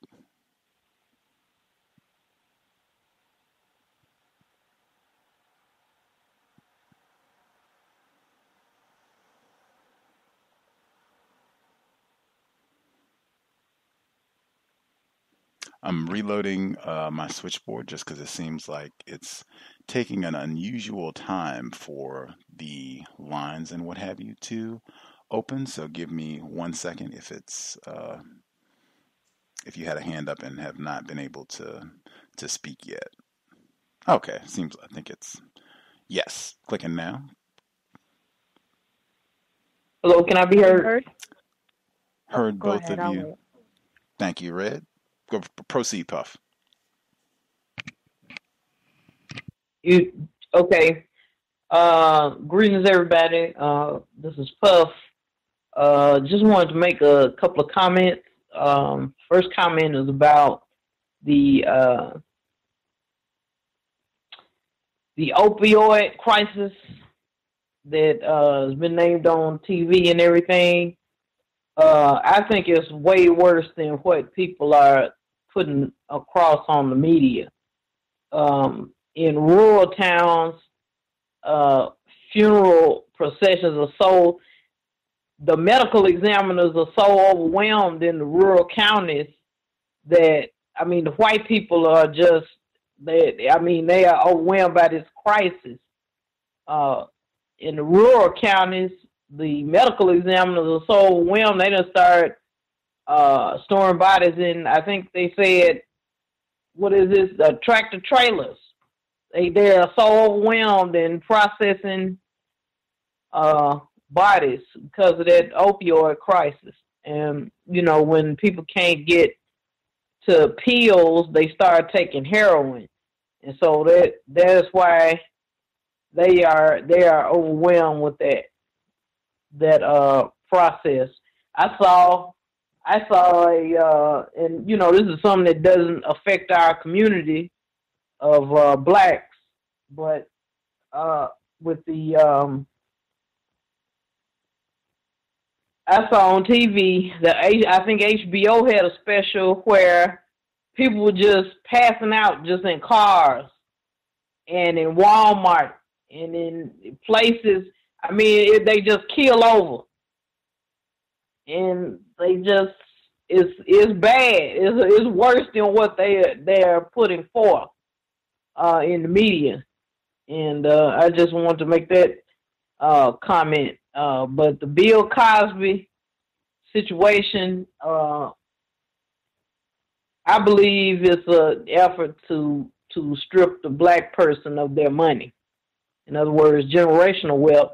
Like Mr. Fuller says, when you go to get that second generation house, in other words, when he goes to pass wealth on his children, he can't because he's paid it all in legal fees. And I'm sure with that, you know, with winning that case, he got to pay these women, you know, so much money. And then there were so many women, you know, whatever. I'm not sure of the monetary stipulations of their case, but I'm pretty sure that he has to pay, you know, in pretty much in the perpetuity, even when he passes away, pretty much, you know, his offspring are left with this huge debt, you know, to pay. His estate has to pay, you know, so much to these women, probably into perpetuity. I'm sure it's not capped at a certain length of time. And that's all I want to say. Go ahead. Appreciate that, Puff. Red, if you had commentary, you should. Oh, I did just want to say really quick. You said it. Even though they're in the system of racism, white supremacy, it's not possible to have a black community. But we did have that report a few weeks back that was saying that there has been reported a huge rise in the number of black people using opioids. We talked about that, and some people said that they have been seeing evidence that that is true, that is not anything that is made up. I believe specifically in the D.C., Virginia, Maryland area, people reported that they were corroborating that that was true. Red in Nevada, thank you for yielding to Puff. Thank you, and hello, everyone. Thank you for allowing me to share. I also wanted to add, of course, that being one of my favorite subjects to speak about, but I had read an article, I think maybe a couple of weeks back on the cows where it was, and I think it's because I read the Las Vegas Review Journal, and they were talking about how there is that steady increase of Black people now being affected by the opioid epidemic. So it was a little disheartening for me to read that. But, and I can't get to the article right this moment. I did just some comments on the clips. Still sick and tired of hearing that that royal family, if you want to call them royal. But the thing that I did hear from the interviewer, she said the Princess of Kent, the one who wore the black brooch, she said basically something along the lines of the princess is a part of a protected class of people because she doesn't really know her racism. So I guess, you're protected. It almost, to me, it made it seem like, well, I guess you're protected if you don't have to be around the Negras and the other non-whites. So that's what I got from that part. The author of that kind of mother just disgusted. I'm just disgusted. I understand that that's supposed to be a quote unquote non-white person, brown. It seems like, some people are brown some days and then, not brown on paper, didn't know that there was a box that you can check for brown, whatever. But my commentary on that is that it just seems like everybody knows so much about like the racism that affects Black people, but no one knows how to actually resolve it. But you can, and then definitely, and maybe falling in line with the whole the hate you give type of genre of books. And in one of my favorite types of sayings or whatever phrases used, the author said specifically, this is basically reference, he had said something about, this is if you're a woman or if you are a Black woman, hopefully I've gotten across to you. And I've mentioned before how woman and Black, it's funny, woman automatically means white woman. And so that kind of segues into the part about the Bill Cosby segment with Callie Crossley and just the confusion about thinking about yourself as a woman. I don't reference myself as a woman, and I try not to, even when I'm speaking with other Black females, making sure, I don't use, even like the Black girl magic type of thing, but just having that confusion, like this was not a win for Black women, or it's just crazy. This also the segment about the drugged out white women with and them being taught how to raise their children, but these are also supposed to be, these same women are supposed to be the beacon of, I'm sorry, that might be a metaphor. These same women are the best mothers, because if you hear about a bad mother, it's automatically, someone non-white, most likely a Black female. But with these white women, the commentator said something about, it's like being, you're expected to know algebra, but you weren't even taught addition. But these people are supposed to be, the ones who know everything. That doesn't make sense. But the thing that kind of disgusted me was that, that white woman did not get her children taken away. And when I was back in Ohio, because they mentioned something about a study done by the Cincinnati Children's Hospital, or the hospital within Cincinnati. And I remember hearing of pregnant Black females, either in my family or females that Black females that my family members knew of. And they actually, there was kind of like this fear of your baby being tested. Some hospitals, at least within Central Ohio, they would automatically drug test your baby. So if there was like weed found in your baby system or whatever, they could likely take your baby away, but not for these white women. Of course not. The last thing, I actually got just two other things. The facial recognition, actually, something that Thomas said kind of falls in line with what Thomas said. I remember hearing like this high-level executive talking about how in the future they were talking about basically innovative ways for merchants to sell more products to customers who are within like those loyalty programs that they were kind of talking about in that segment, and how if you have your location services turned on for, let's say, if you're at a grocery store and you have their card, then if you walk past a product, you're on your phone, it will automatically pop up like a coupon, or will let you know that this item is on sale. So it's definitely something that I feel like, I wouldn't be surprised if this is that basically that innovative way to say, well, this Black person, if they have most of your information, if they could pull your credit report, if they can do all these different things, then, okay, if you have a low credit score, if you don't really have, if you maybe work at McDonald's, if they can do all this, if they're moving towards doing all that, and if you walk past, let's say, a white person with a credit score of 800, then the likelihood of you robbing them is higher. Then maybe that's what they might be working towards with that technology. And the chemtrails thing, these white supremacists, they are masters of telling you what you're seeing is not real. If you see, and I look up all the time now, but if you see planes flying, because I don't live that far away, or I guess, well, in Las Vegas, there's the Nellis Air Force Base. If you see planes flying and you see that white trail coming from them, then, I don't understand why, that's not really harmful for the atmosphere. And then you see clouds. And I'll mute my line there. Thank you. Context of white supremacy. Other folks that we've not heard from at all, if you have a hand up, line should be open. Yes, sir. Yes, sir. Okay. I'll try to speak a little louder. How's it going, everyone? This is Black Male Engineer. I missed the clips and just wanted to comment on some things that I was observing this week. I was at a rally the other day for two non-white black males that were slain by race soldiers in my city of Jacksonville. And these were just some things I noticed at the rally.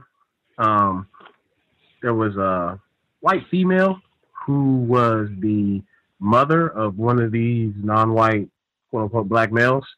And she was speaking, and she said that during her speech, she said that we have a responsibility in the community. We have a responsibility in the community to stop gun violence. She said gun violence is our responsibility, that our children are attacking each other, and that, so this white woman was speaking, and really during the whole speech, it seemed like she was trying to blame gun violence on black people instead of white supremacy. And this is the danger of, people procreating with whites, in that her son died. If you've seen him, you could tell he was non-white. Her son was shot by a race soldier, but she doesn't want to blame the race soldier for the death. I found that very interesting. Then there was this white man who came on to speak. I don't know why he was there, but he came to speak about, I guess, his experience with unsolved murders. There are a large number of unsolved murders in Jacksonville. I think over 70% of the murders in the city, or 80%, are unsolved. It's ridiculous. So this white man gets on the podium, and he says that if the shoe was on the other foot, Keegan would be in jail. And the whole situation was about this man named Keegan Michaels, I believe was his last name. He was shot in Jacksonville a couple months ago when this race soldier, his neighbor, went to his house and brought a gun out and went over to Keegan's lawn and began to argue with Keegan over trash, literally trash. This is the official story. The white man argued with Keegan over trash and shot him in his yard. Keegan was in his yard, was shot next to his trash can by a white man who was his neighbor. The neighbor has not been to jail yet. It's been like almost 4 or 5 months. And the race soldier is a literal race soldier. He's connected to the police in the city, so that gives you all the context you need. So the white man on the podium described the situation that the DA for the city of Jacksonville was saying that if the shoe was on the other foot, Keegan would be in jail. That's a direct admission by a race soldier that they understand the difference or what it means to be white, that you can kill a black person and not go to jail. But if a black person killed a white person, they would be in jail. So the white man also said that people don't really want justice, or that justice doesn't mean much. I don't know what he was trying to say. I'm assuming he was practicing racism. Then he detailed the death of his wife, and it was very graphic. He described it in terms of her lip was split, jaw broken, blood in lungs, curdling, quote unquote. I don't know why he had to be so detailed about how his wife was murdered. Probably white culture, very erotic in terms of violence. They eroticize violence, so I think that might have just been white culture coming up. It was a very long 10-minute speech. It was very paternalistic. He spoke way too much and way too long. This white man spoke more than anybody else, more than the other black people, the persons, the mothers of the black children that were killed. It didn't make any sense why he even had the microphone. I was surprised to hear a non-white black female who was speaking. She specifically said white supremacy and white supremacist. So she actually called out what was going on or the system. And this isn't a mixed crowd, black and white people, about 50 to 60 people. And there was someone from the New Black Panthers at the event. And during his speech, he said black power multiple times. Black people did not repeat the chant. They repeated chants that required them to sing and clap. I would consider these slave spirituals in most cases. But when the topic of black power and just repeating the words black power came up, black people were incapable of repeating those words. Only about 2 people, myself included, were actually saying that. I suspect it's because there were a lot of white people in the area, and white people tend to disarm black people from being proactive and doing things that will help the community or reinforce positive black self-respect. And from what I just saw with the new Black Panther person that was there, the black people were very uncomfortable with someone that was very openly pro-black, quote unquote, speaking. And that is all I have for now. Interesting observation. All the sloganeering that was going on reminded me of Stupid Talk, Crazy Talk, Neil Postman's book that we read. Crazy Talk, Stupid Talk, I reversed it, that we read right at the end of 2017. He had a lot to say about sloganeering. I think that might have even been one of the slogans that he mentioned specifically, Black Power. Other folks that dialed in with a hand up, if we have not heard from you at all, the number again, 641-715-3640, the code 564943 pound. Press star 61 if you would like to participate. If we've not heard from you at all, proceed.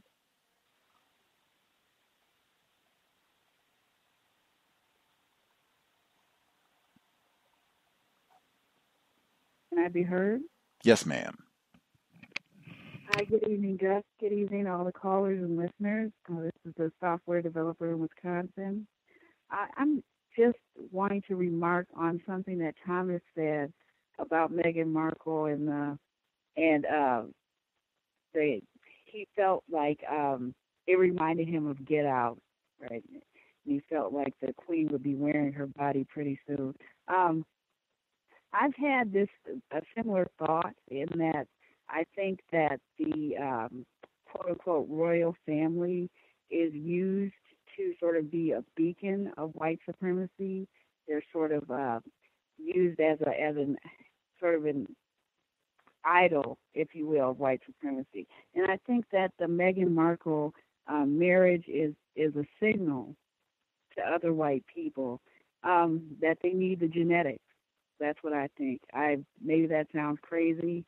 I don't know, but I've been thinking that for a while, that they need the genetics. Their birth rates are low, their death rates are higher than their birth rates, and they need a way to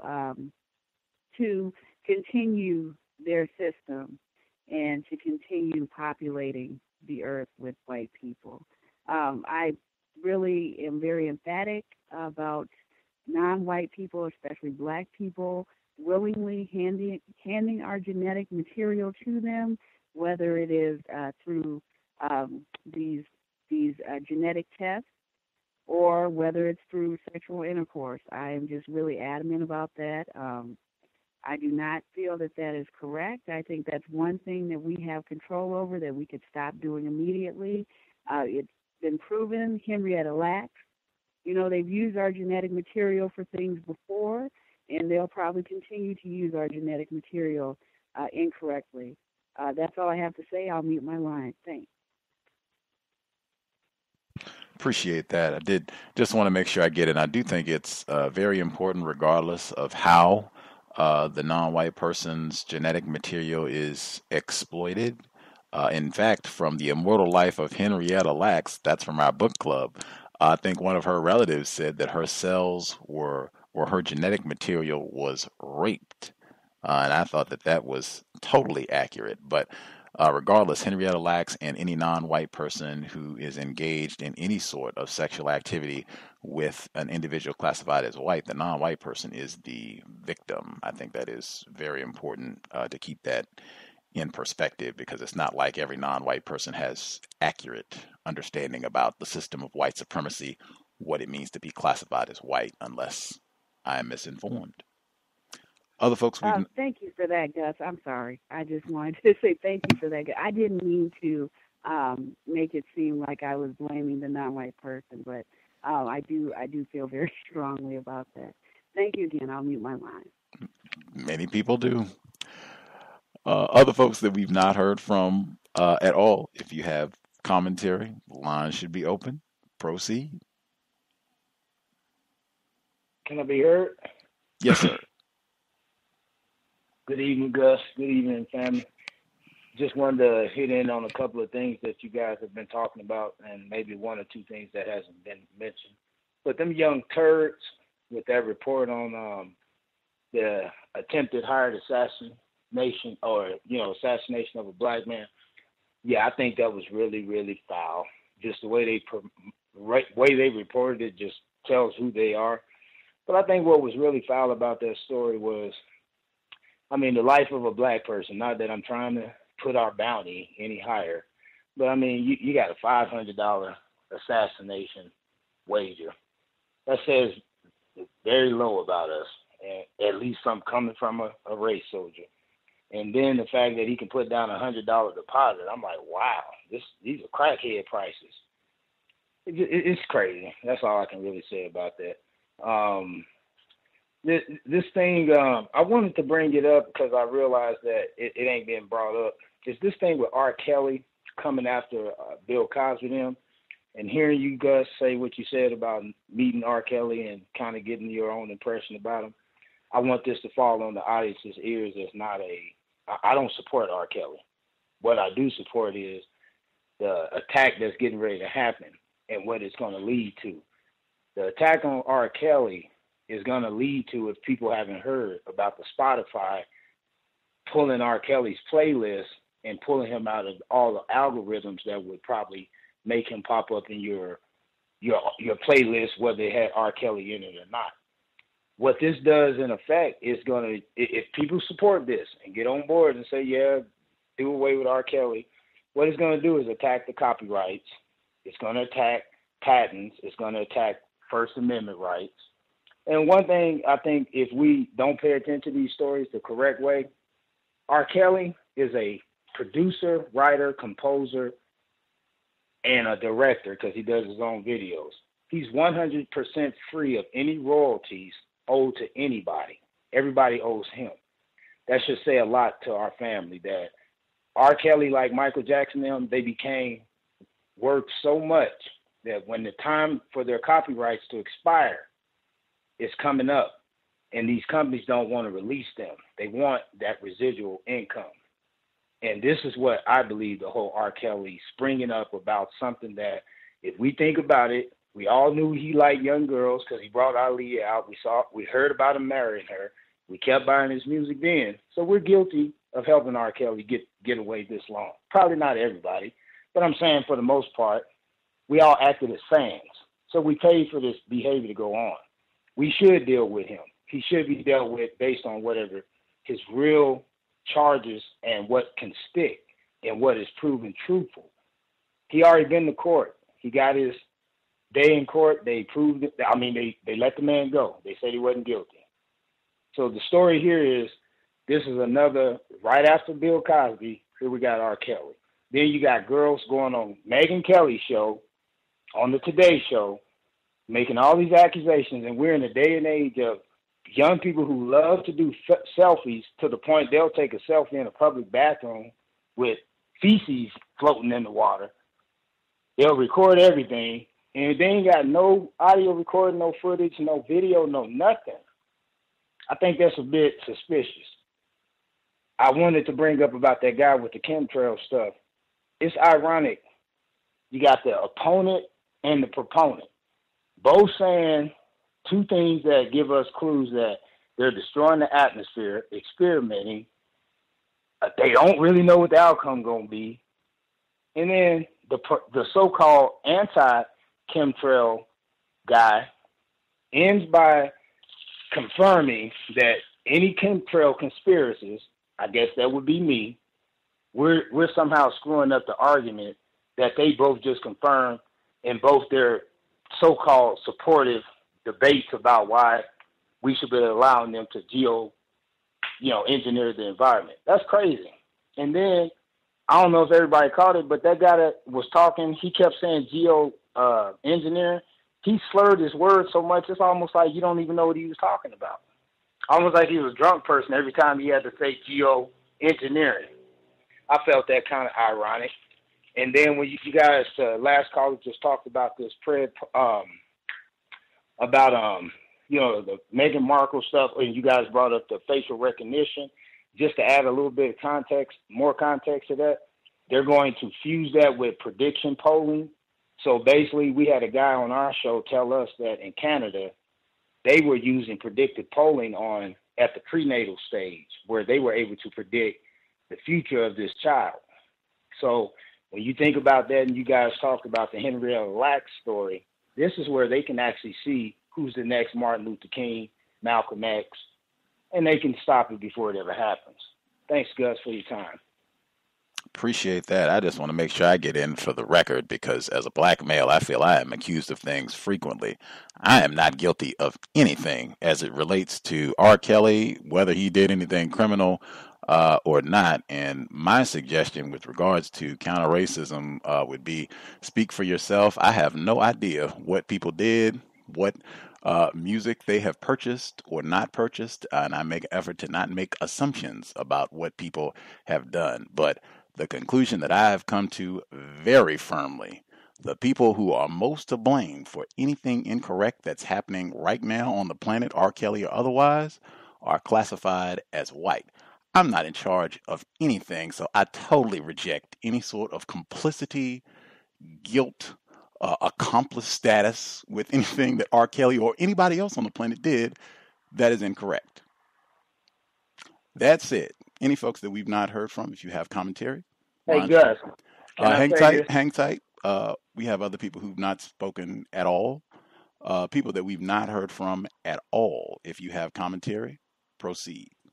Can I be heard? Yes, sir. Can I be heard? Oh, let's get Princess first. Ladies first.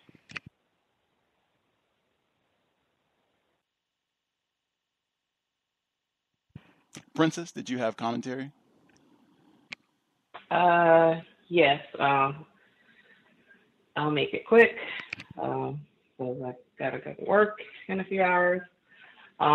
Good evening, everyone. I just wanted to comment on a few things. I would talk about my workplace situation, but I don't want to go into that right now. I would just say, I think moving forward for me, in light of this whole Kanye West thing, I'm just, I guess I would have to say I would have to reconsider any black person's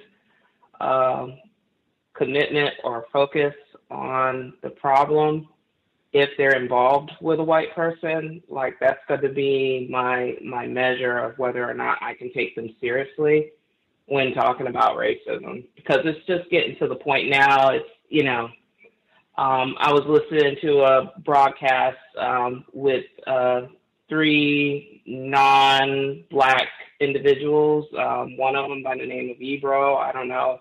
I've never heard of these clowns. And I mean, the whole conversation was pretty much, you know, you have three non-white people or non-black people talking about black issues. And basically, you know, they're discussing Area 8. And from what I was gathering from the character Rosenberg was, it was almost as if he made a comment basically talking about a couple of the callers that called in that, you know, they must be into some conspiracy theorist stuff. And I think I would have to ask the person, like, if that's the case, do you think Dr. Weldon's work is based on conspiracy? Is her work based on conspiracy theory? Is Mr. Fuller's work based on that? Because basically what I'm seeing right now with these individuals that are, I guess, quote, woke, but they're sleeping with white people, I just can't take anybody serious. It's just, it's 2018, and you see what's going on. That's just like I don't understand why these incidents at, whether it be the Waffle House, your Cracker Barrel, I don't know, do black people cook anymore? Because it's just so frequent. I'm not trying to be funny, but I'm just like, you know, we should already, I guess, going back to what you're saying as far as us coming to a consensus about things. And I don't think most black people, whether they consider themselves woke or whatnot, are, you know, myself included, I don't think we're really serious about, you know, coming to conclusions about things. But when it comes to Area 8, I look at it, you know, even with the gay rights movement. I think interracial dating and people involved in anti-sexual behavior, that follows the same pattern of thought, speech, and action because it all deals with sex. So whenever I engage in people in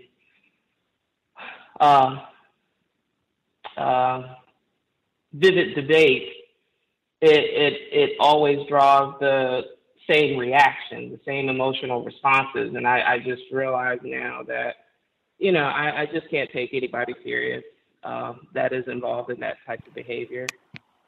And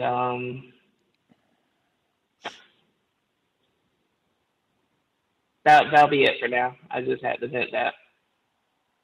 Appreciate that. Remind folks, this is the No Metaphors broadcast. No metaphors, please, if we could be mindful of that. And no name calling. In fact, no name calling at all.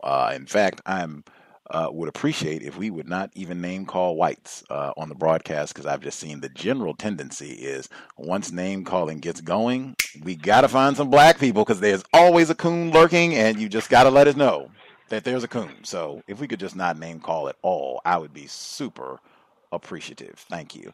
Mr. Steele, thank you. Did I name call somebody? Mr. Steele, never mind. Mr. Steele, unless I misheard. I'm serious. I thought someone was called the clown. I thought someone was called the clown, but maybe I'm hearing things. I mean, that's different, though. It's not a Muppet. Never mind. Mr. Steele. Good Lord. I mean, sorry. Okay. DGQ. Yeah, it's Ken Steele, and I'm calling in from Los Angeles. And, you know, I'm currently looking on my Facebook, and there's a video on the Daily Mail. I'm seeing this video without any audio, but it's several deputies feverishly working to use Narcan to save an overdose addict who has stopped breathing. So They are bringing out all of the apparatuses. They are bringing out the drug. You can see that this suspected white supremacist is passed out on the floor, not breathing, and there are deputies working to save the life of somebody who is likely committing a felony in order to achieve that state. So I'm just wondering, like, and I'm looking at the comments, and I don't see anybody mentioning, the fact that that this looks very racist. I mean, there's not a single black person in view of this shot, but it just looks like a display of white supremacy if I've ever seen one. And the article is titled "Front Line of the Opioid Crisis." So I guess the drug war is now to save the drug users. I'm trying not to. I'm trying to just keep it together in the midst of all of this. And then also, too many. I don't want to focus on criticizing victims of racism. So I'll just make a suggestion. I suggest that victims of racism refrain from assuming the guilt of black people charged with crimes by the state, by white supremacists. I just, would also hope that you would respect any not guilty verdicts that are assigned to victims of racism, of crimes that they're accused of by the white supremacists, because there's just too much of this assumption of guilt that goes along with white supremacist narratives and objectives that I'm noticing that we are espousing. And me being a comedian, I kind of have a personal stake in this, because it seems like there's a pattern of jokes being made by victims of racism being used to convict other victims of racism of crimes that they are not guilty of. And these jokes are used as the basis for forming a case in what they call the court of public opinion against these people. I noticed it in the case of Bill Cosby. They used the jokes made by a victim of racism, Hannibal Buress.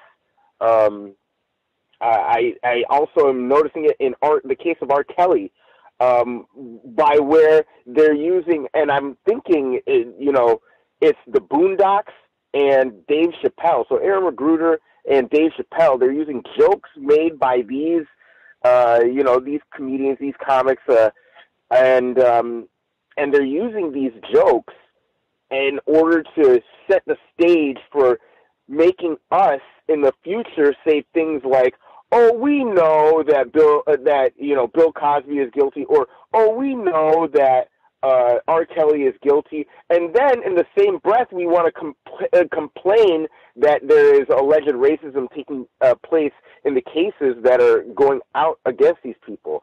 I would advise you, victims of racism, if you have any sort of reservations of judgment of these accused, just refrain from mentioning it. Talk about the white supremacists themselves. Anytime these white supremacists try to get you to start talking about ourselves and start calling ourselves guilty of all sorts of crimes that we're not guilty of, please just start talking about the crimes that they're guilty of, the crimes that they're admitting to. You had the top lawmaker, the top law official of New York. Basically, he's a documented sadist and a racist. I mean, like, why isn't that the hottest topic of discussion amongst us victims of racism? Why don't we talk about all these racist ass teachers that are going around raping black students up and down? Since Mary Kay Letourneau, I remember this has been going on. So why is that the hot topic? Why isn't that the hot topic amongst us instead of talking about what a victim of racism, Kanye West, is saying, this week or that week? Please, let's just work against the PSYOP. Let's focus on the racists, and let's reserve judgment for these accused victims of racism. And it's very likely that you could find yourself in the position of the accused. I mean, they have all sorts of facial recognition. They say that we all look alike, so they could use that as the basis to start accusing you of all sorts of stuff that you didn't do. So I'm going to reserve judgment when it's your turn. Please reserve judgment when it's mine. And, in the case of all of these notable victims of racism, exercise the same code. Thank you.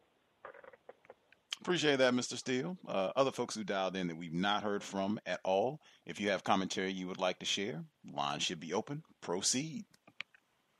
Hello. You didn't sound clear. Maybe if you could give us another sentence. Hello. Yes, we can hear you. Yes, ma'am. Okay.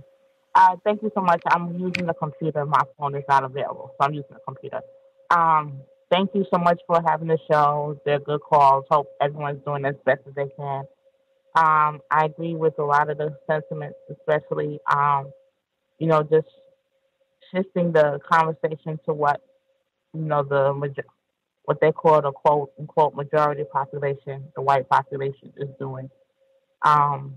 There's plenty of evidence for that. I want to talk a little bit about, I think in one of the clips, it said Bill Cosby was like a father figure. I don't know who Bill Cosby was a father figure for a lot of black people. Maybe I didn't take a survey when I should have. I have a father. I think he did a good enough job, as far as fathers go, as well adjusted as I can be in the system of racism, white supremacy, no criminal record, in college, blah, blah, blah. Stuff like that. And so I don't get that at all. And another thing I saw on TV, I'm here visiting with family, and I was watching, this commercial came on for Exxon, and in the commercial, they're at an art gallery, and at art galleries, the background is all white. A white lady, she fixes a picture. Of course, most pictures are colorful. So she fixes this particular picture is very colorful. So she attempts to straighten out the picture because Exxon is meticulous in detail. So she's, I guess, maybe 5'5", 5'6", I don't know. Not very tall and relatively thin. Then a larger African-American security guard comes to her because, of course, she's touched the picture, which she should not have done. The alarms go off. He comes to her. She really puts up her hands, like, stop, I'm Exxon, now we pay attention to detail, blah, blah, blah. So they walk. He's following her, walking slowly, following her to the gas, and, of course, Exxon's wonderful, blah, blah, blah. And at the end of the commercial, she's so meticulous that she wipes this non-existent dirt off the black man. I go, oh, this is a very interesting commercial. And again, just to reiterate, taking the conversation off of black people to bring up what white people are doing. Thank you. Indeed, you were clear even on the computer. Other folks that we've not heard from at all, if you have commentary, line should be open. Proceed.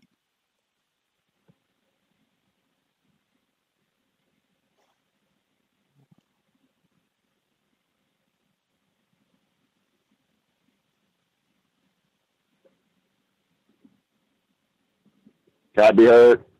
Greetings, big victim. Yes. Hello to everybody. I'm gonna be real quick. Can we please, black people, victims, please stop with all the dancing. Please. I just seen on Facebook they are out in Oakland trying to do the electric slide to get rid of racism. Please. The video, America, all this week, America, this video. A lot of people saying it's a work of, it was a work of genius. Please. Stop with all of that. Thanks for letting me share. Context of White Supremacy. Other folks that we've not heard from at all, if we missed you completely and you have a hand up, line should be open. Proceed. Can I be heard? Greetings. Can I be heard? I heard you as well, retired firefighter. Let me nab Mhandisi first. Yes, sir. Greetings to you, the host, the callers, and the listeners. About the chemtrails, I would say that's a very important topic. If we're able to stop the chemtrails, then we'll likely be able to get rid of white people because they need to block the sun from the atmosphere so that they don't die. They die in heat. They die in the sunlight.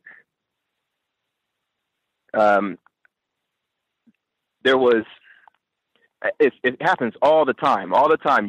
If you just listen to white people, go listen to white people during the day after 10 o'clock, so it's getting warm, right? And around about this time of year. And listen to the white people talk about how hot it is and how much they're complaining, and look how they're kind of sweating and trying to stay out of the sun, trying to get into buildings. And pay attention to the black people. Oftentimes I hear a white person say, oh, it's so hot, and then complain about the heat and all this other sort of thing. And then a black person say, oh, well, I'm happy the sun's out. I'm feeling good, blah, blah, blah. But it's really important that we solve this chemtrail problem because we could probably solve this white problem. Another thing is, like I had mentioned before, I think it was over 75,000 people died in a couple days' time. White people died in Europe because of a heat wave. It got a little too hot. Black people would have been able to obviously withstand that. And then if you read a lot of these books that talk about, white people colonizing different areas, it will tell you, well, there's certain areas, most areas actually, they weren't able to stay in large numbers in those areas because it was too hot for them to survive in those areas. So the earth is getting hotter. It's going to continue to get hotter. And then the other thing, well, I can't think of anything else. I really like to solve this chemtrail problem and solve this white problem. Thank you. Retired firefighter? Yes, sir. Greetings, everyone.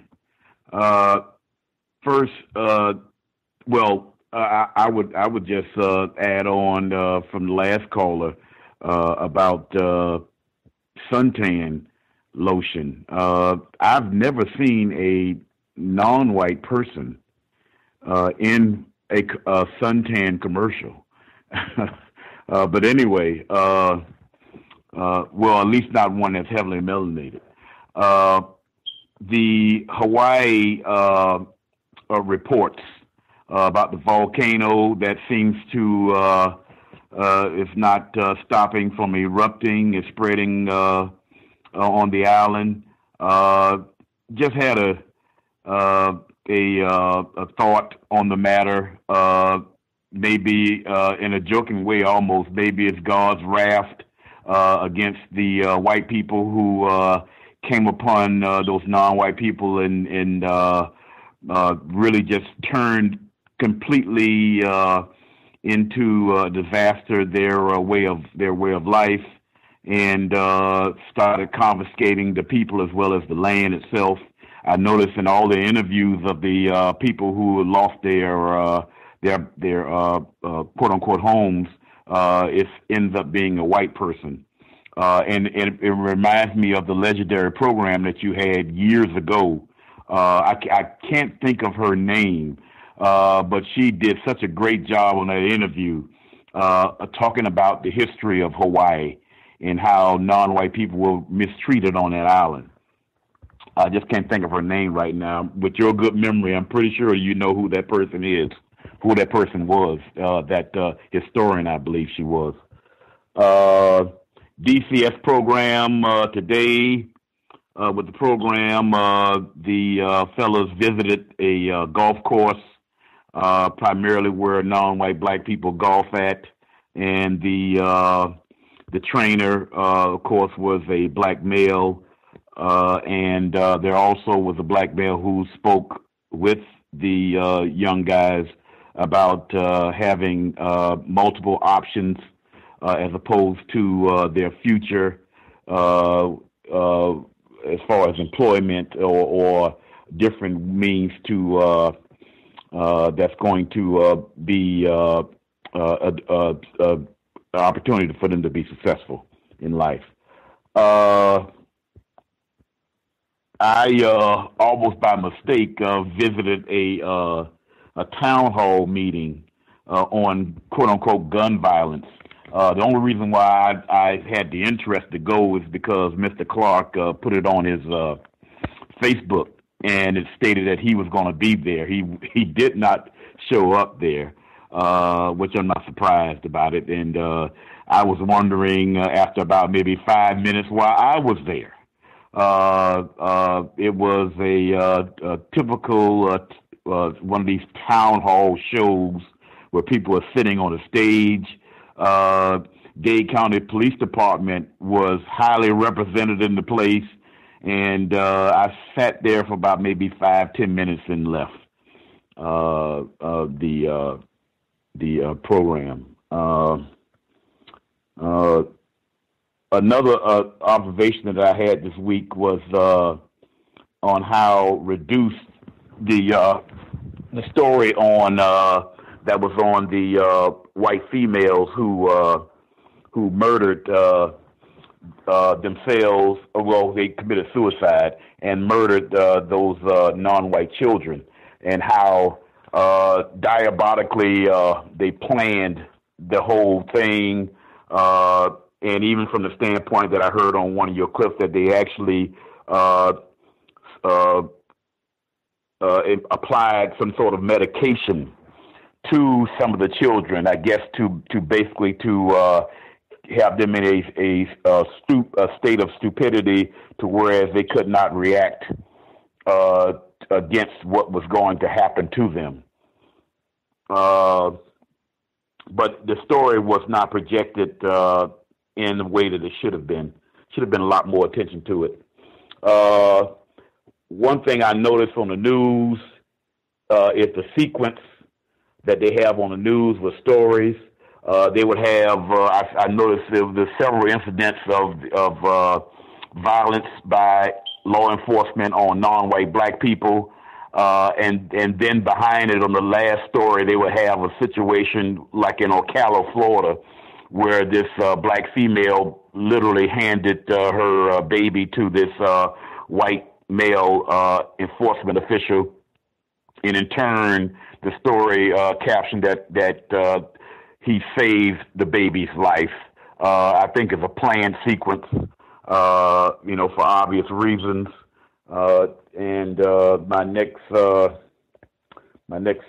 and last thought was this week was we know on the 19th is the date of this so-called marriage, but keep focus. May 19th, 1925 was the day that Malcolm X was born. If not, I wouldn't say it's something to celebrate, but it's something to reflect on, read some information on him. If you have it, gain access to it and have some information on him, and share what he attempted to do during his short lifetime. to other non-white people, as opposed to being concerned about the situation that is going to be taking place, that's going to get most of the publicity of that day on television anyway, in the place that's called England. Thank you.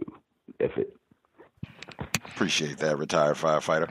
Other folks that we've not heard from at all, anybody that we missed completely, have commentary? Can I be heard? Yes, sir. Greetings to you, Gus. Greetings to the firefighter, all the other callers and listeners. I had a couple things I wanted to touch on. I don't know if anybody else might have spoke about it because I ended up having to take another call when you first started letting everyone speak after you spoke. But in regards to the real-time face recognition, we actually dealt with that recently on our show too. And actually there was an article that I utilized in companion to the one that you had dealt with in your clips. And it was regarding Britain, because Britain actually started using this sort of technology, real-time face recognition technology. And in the article that I got, it was from, I think, the UK Guardian. They were discussing that, excuse me, in their first use of it at a major event, they had gotten like 2,297 hits in a crowded area that they used this technology, and that 97% of them were false positives. So I could just see the kind of, and then they tried to speak it away and say that the face recognition technology, of course, is not going to be perfect.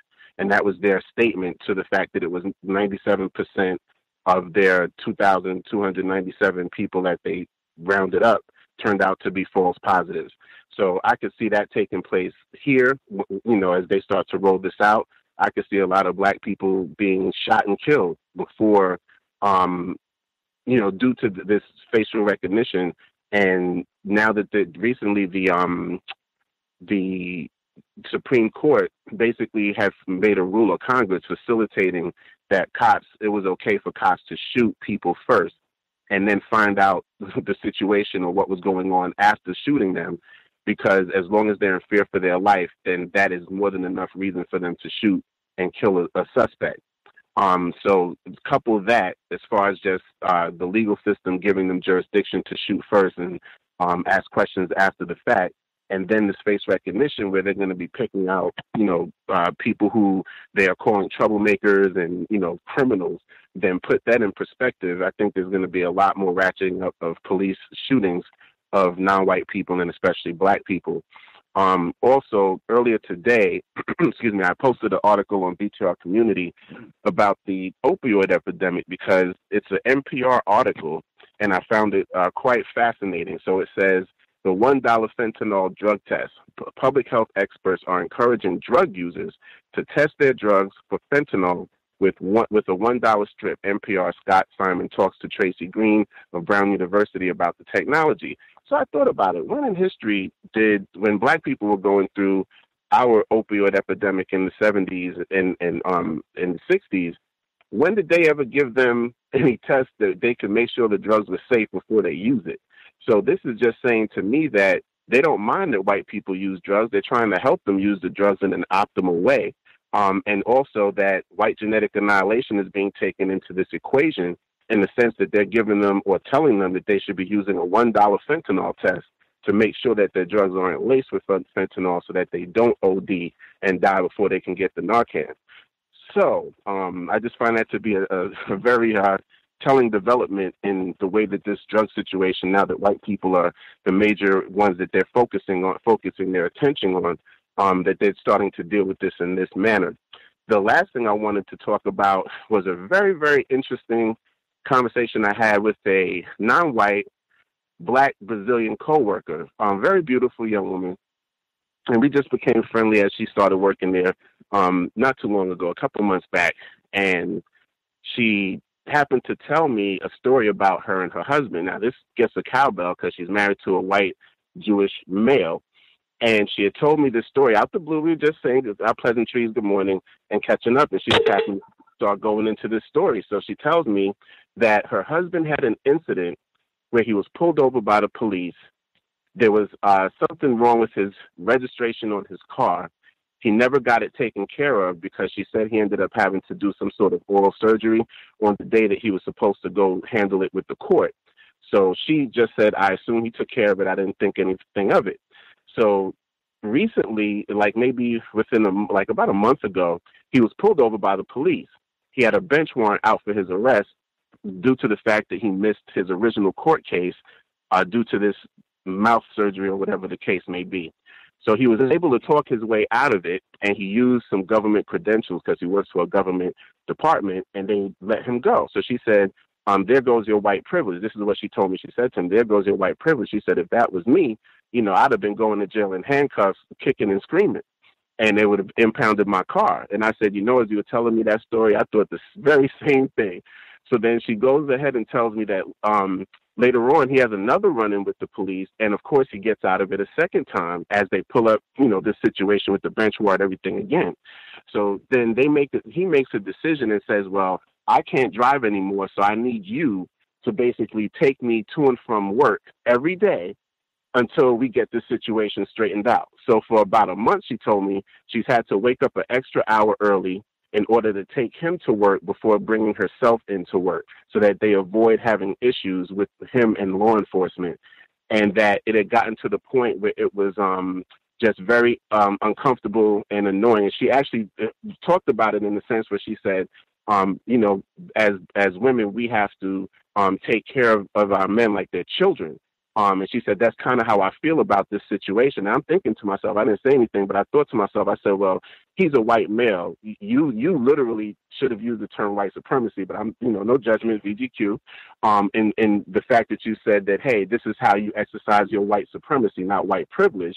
And then on top of that, he's abusing you by forcing you to be his live-in slave who has to wake up all of this extra early time to go drive him to and from work so that, he doesn't get arrested or not even arrested, but stopped, because he hasn't gotten arrested once yet, but stopped by the police and basically addressing this situation he's left outstanding for an extended period of time. And now you feel that as the woman that you have to basically be his liaison to staying out of trouble with the law, which is the responsibility that's being placed on you by a white supremacist who you chose to marry. And you can't even see the refined, acute white supremacy being practiced upon you within the context of this so-called relationship. So I just found it quite telling that just her perception on what her husband was doing, I thought it was interesting that she did call out a part of it, even though like I said, I think the term white privilege is just non-existent as white supremacy. But then she overlooked the fact that he was using and abusing her, whether she's married to him or not, by not being responsible enough to get it taken care of so that she's not put out.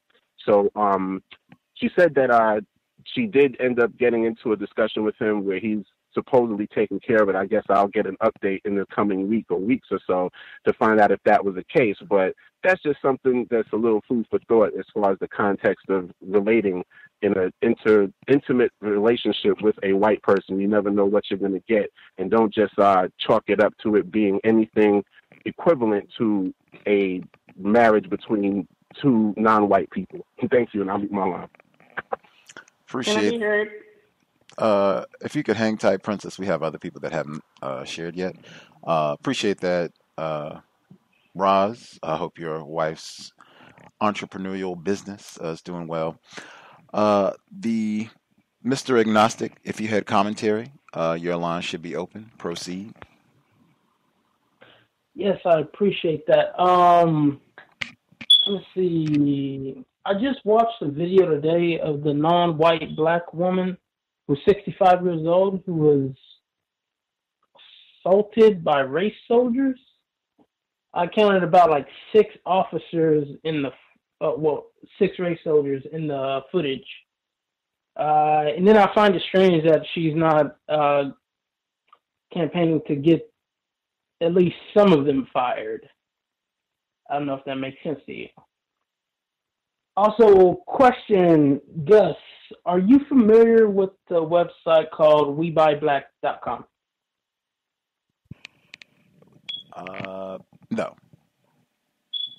Oh, well, it's the largest online market for black people. I would suggest that you share that information with the Black scholars that you were still in contact with that have written books, because I haven't seen some books I haven't seen on there, or I haven't seen any books by Pam, who created Black Love is a Revolutionary Act. And I definitely encourage them to put their products on there so people can get familiar with their information, the information that they have created for us, or organized for us. Apologize, my mind's everywhere right now. Okay. That's about all. Okay. Unless I'm mistaken, generally, it would seem correct for the person who has information about this website to do the recommending. I would be recommending a site that I'm not familiar with. Yes. Oh, well, I apologize. Well, encourage you to research it because I don't have their contact information. That's why I suggested it. I apologize. No apologies. Well, I guess I'm giving you an opportunity where you could be active yourself. You could do the same thing that I would be doing. Pam's as a website. You could go to her website, racismws.com. You could just email her and say, hey, Pam, check this out. Gus is ignorant about it, and he is.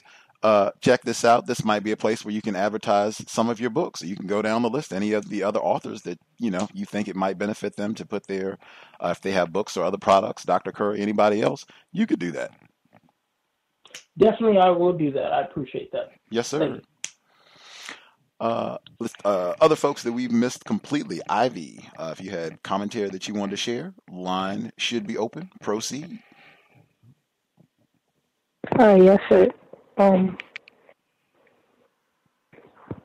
Thank you, Gus. Greetings to you and greetings to the callers on the line. I had a quick question for you, Gus. I heard you say on a broadcast, I want to say that it was the one with the Black Holocaust, something about Hitler's Black victims, or African victims, actually, was the gentleman I think he's white, so probably the race soldier that you interviewed. But the question is this: I think you said something about that the Africans who were, or just the black people.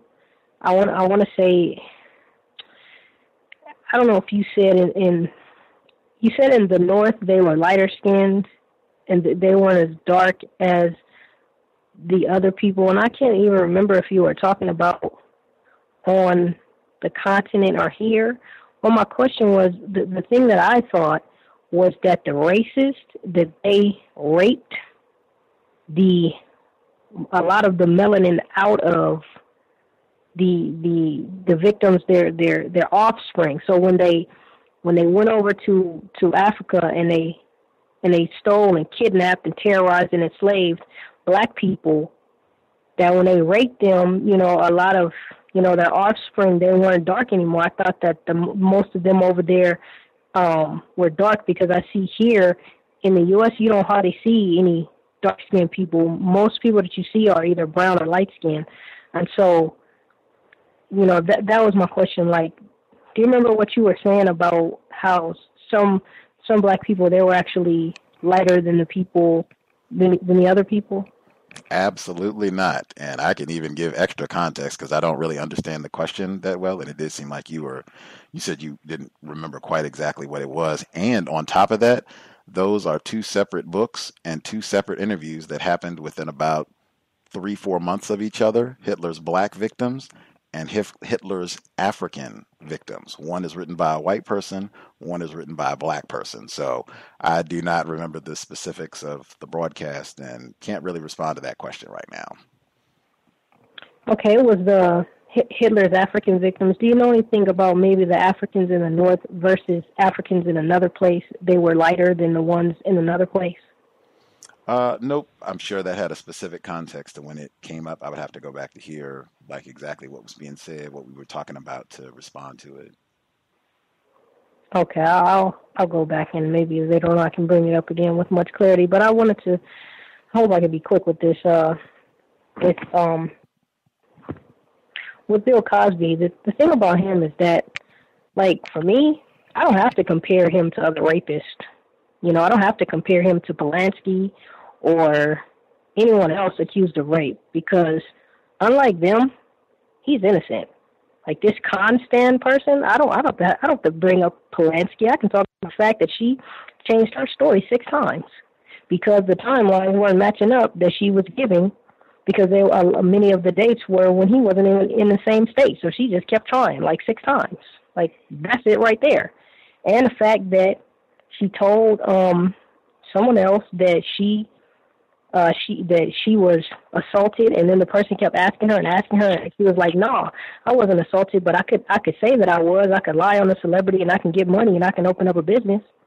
And then the fact that, and you know, people are so, I'll say let me not say anything that is denigrating, because I don't mean to come off that way, but people are very I guess you could say convinced by this deposition because he admitted to giving Quaaludes to someone. Well, these people were cokeheads, they were Quaalude heads, they were crackheads.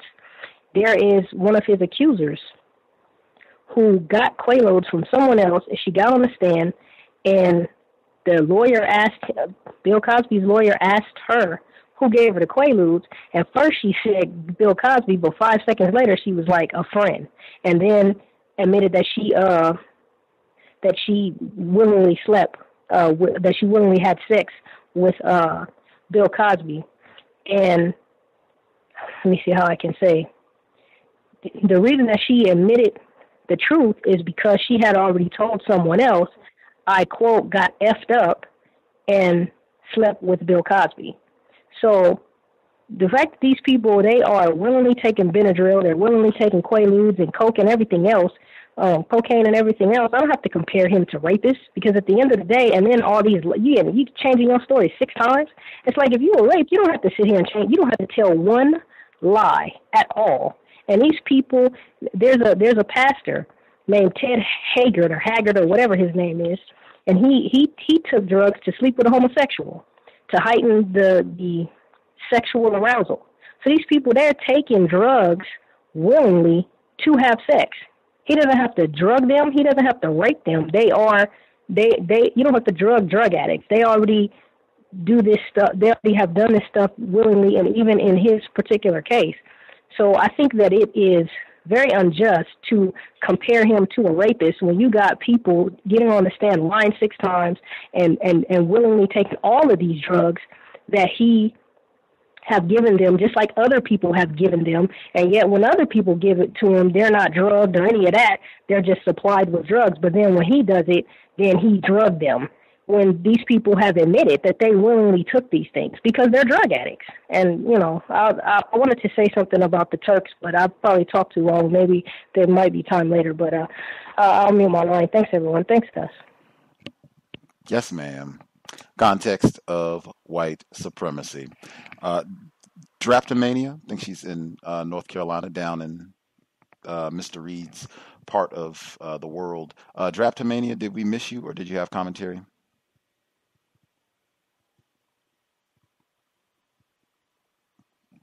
Might just be listening. I thought you had a hand up. Did you have commentary? Just listening? Assume that she's just listening. Did we miss anybody? Anybody that had a hand up that we missed completely?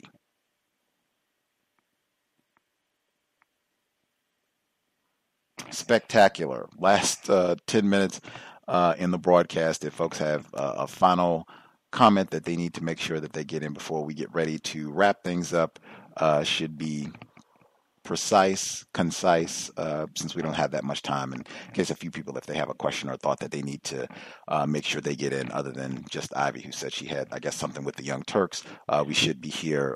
Workplace racism, since we did get workplace racism commentary, 8 p.m. Eastern, 5 p.m. Pacific. Every Thursday, workplace racism. Tune in. You can share if you figure out some things that work well to solve your problems on the job. We have tons of folks, even Roz today, in sharing constructive information with other non-white people, black people on the job. Lots of black self-respect. Recognize Roz as well on that one, but lots of listeners put in that effort and try and share with other black people that they meet on the job. Great effort. 8 p.m. Eastern, 5 p.m. Pacific, every Thursday, neutralizing workplace racism. Folks have a quick comment they need to get in before we call it a broadcast. Hello, can I be heard? Yes, ma'am. Yes, this is Princess again. I just wanted to apologize that I couldn't. I'm not able to call in on most Thursdays for workplace racism simply because my plantation doesn't provide me with that particular day off, or usually I'm having to close. So by the time you do your broadcast, that's the main reason why I'm never able to call in for workplace racism. And because I would like to, I'll next time when I have time. I've just thought about an incident that happened yesterday with one of the white ladies there that tried to show me white tears because she's been saying and going to people saying that I've been avoiding her. And she's been trying to speak to people about, why I haven't been talking to her. I don't even walk in the same area as her, and just trying to fish for information. But I'll see if I have time to share if I'm available Thursday. I'm not sure. We don't have our new schedule, but if not, then I'll try and share next weekend. If you have time, it doesn't have to be, a book or 20 pages or anything, but if something happens and you feel like, hey, I'm not going to be able to participate, if you just want to write a paragraph or two, just give a quick synopsis, then I can read it on the program and folks can share a thought or two on the situation. But just on the little bit that you did share, I was thinking, being, as I state consistently, asking questions on the job in terms of, number one, what do you mean avoiding? Am I diving behind counters and waiting? Am I in camouflage, hiding out, in parts of the building so that you don't see me? What are you even talking about in terms of avoiding?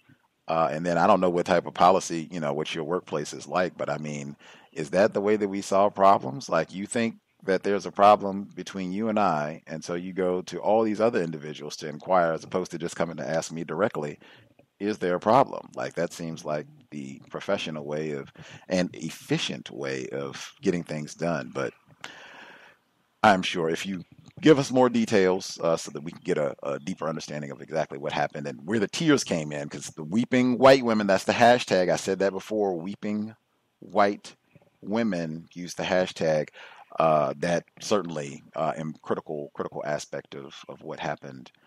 Did anybody else have anything that they needed to share before we roll out? I know Ivy said she had a Young Turkish remark. Did anybody else? Can I be heard, guys? Yes. Go ahead, Roz. All right. I just wanted to say briefly, I did get to, and thank you too. I got to order the shirt from Trav Lyrics, and I wanted to say he was very professional. The shirt is awesome. I can't wait to wear it. I won't have the opportunity this coming weekend because actually my son will be graduating from college on Thursday, and then he'll be preparing for graduate school in September. But I can't wait to actually wear it. It looks really great, and like I said, it was very timely. He was very professional, and he also makes other shirts too. So I just wanted to throw that out there and just let people know that just my experience with him, just to, just big him up for his professionalism and just on the Black self-respect tip. Thank you. And also, the store's going quite well. I would say, like you said, there's always, no matter what you're doing, even if you're an entrepreneur, you're always going to have some contact with racism in some capacity. Sometimes the mistreatment will come from people who look like you too, not just necessarily white folks. It all depends on the context, like you say. So with that, I'll mute myself. Thanks, guys. Wow. Congratulations on the graduation of your offspring. Spectacular. Very proud, you and your wife. That's spectacular parenting. Tell them to watch the race soldiers on the stage if, they're going to celebrate. Be careful about that sort of thing. Racism, white supremacy does not respect or celebrate Black academic accomplishment. Did we miss anybody else have final word they need to get in? Yes, sir. Can I be heard? We'll go the other way this time. So we'll get retired firefighter and then we'll get Mpandisi. Just wanted to quickly inform the listeners. I see where there is going to be a documentary on the tennis great Serena Williams. I would suggest to proceed with caution because we all know that she is involved. Well, I put it the other way. There is a white male who is impacting her sexually, and this is probably one of the reasons why this documentary is coming out. So proceed with caution. Just letting everybody know about it. Thank you. M. Handisi? Yes, sir. Can I be heard? Yes, sir. Yes, sir. The last thing I just wanted to say was that white people are all over the world illegally. They are not allowed to be here. They're breaking the law being here in the North America area, South America, Africa, anywhere they are. They're there illegally. They invaded. They stayed. They're still invading. It's an illegal act. Everything they do is illegal. Thank you. May I be heard? Red in Nevada.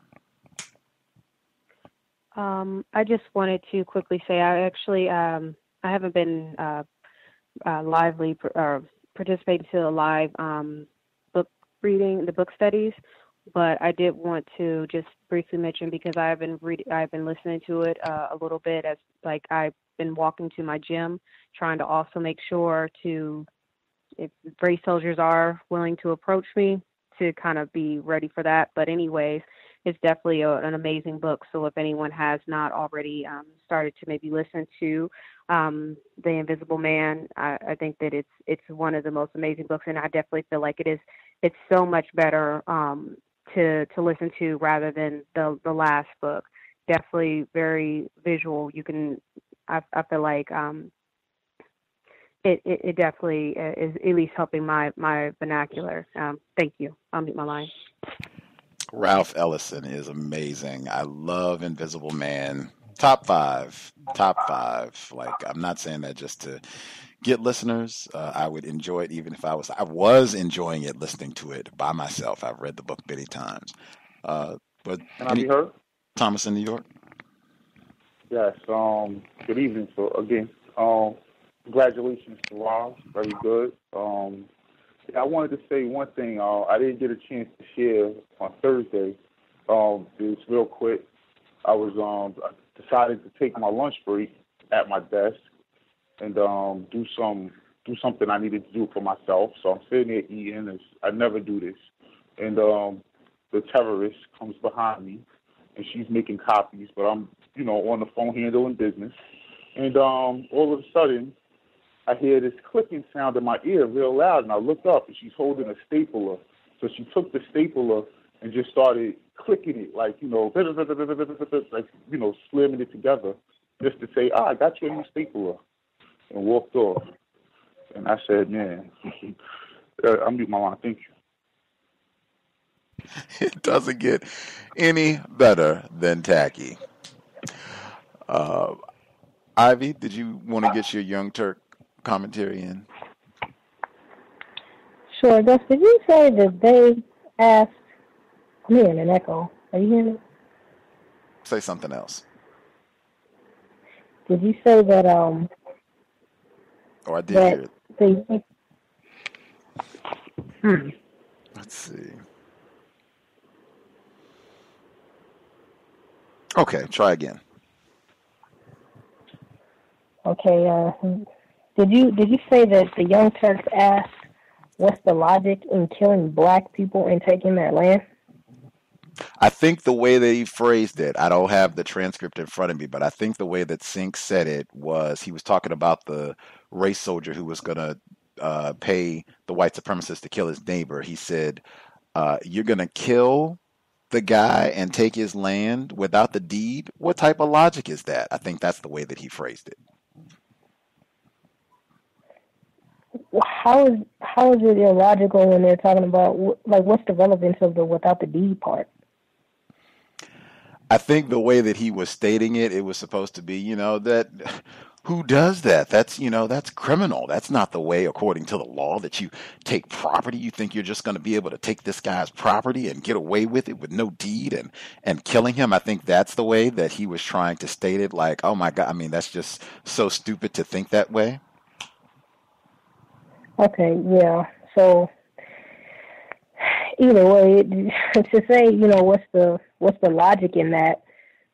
It's just interesting that it was reduced to illogic rather than, like, instead of how illogical is that, what about how savage is that? So I just think that's very it really, what I expect from them, I'll put it that way, but it really is lacking compassion, and to just, I mean, that's just so callous, I think is the word that I'm looking for, to use, illogic rather than, just savage, terrorist, criminal, just disgusting. So, and just abominable. But yeah, that's it. Thanks, Gus. Absolutely. That is the system of white supremacy. We did our 3 hours. I am pretty sure our Global Sunday Talk on Racism should be here next Sunday, because that would be the third Sunday in May, and that's when the broadcast falls, so it should be next Sunday. We'll be looking forward to that. We'll be here in between before then. If you have guest suggestions, gripes, problems accessing programs in the archives, feel free to drop an email untiljustice@gmail.com. untiljustice@gmail.com.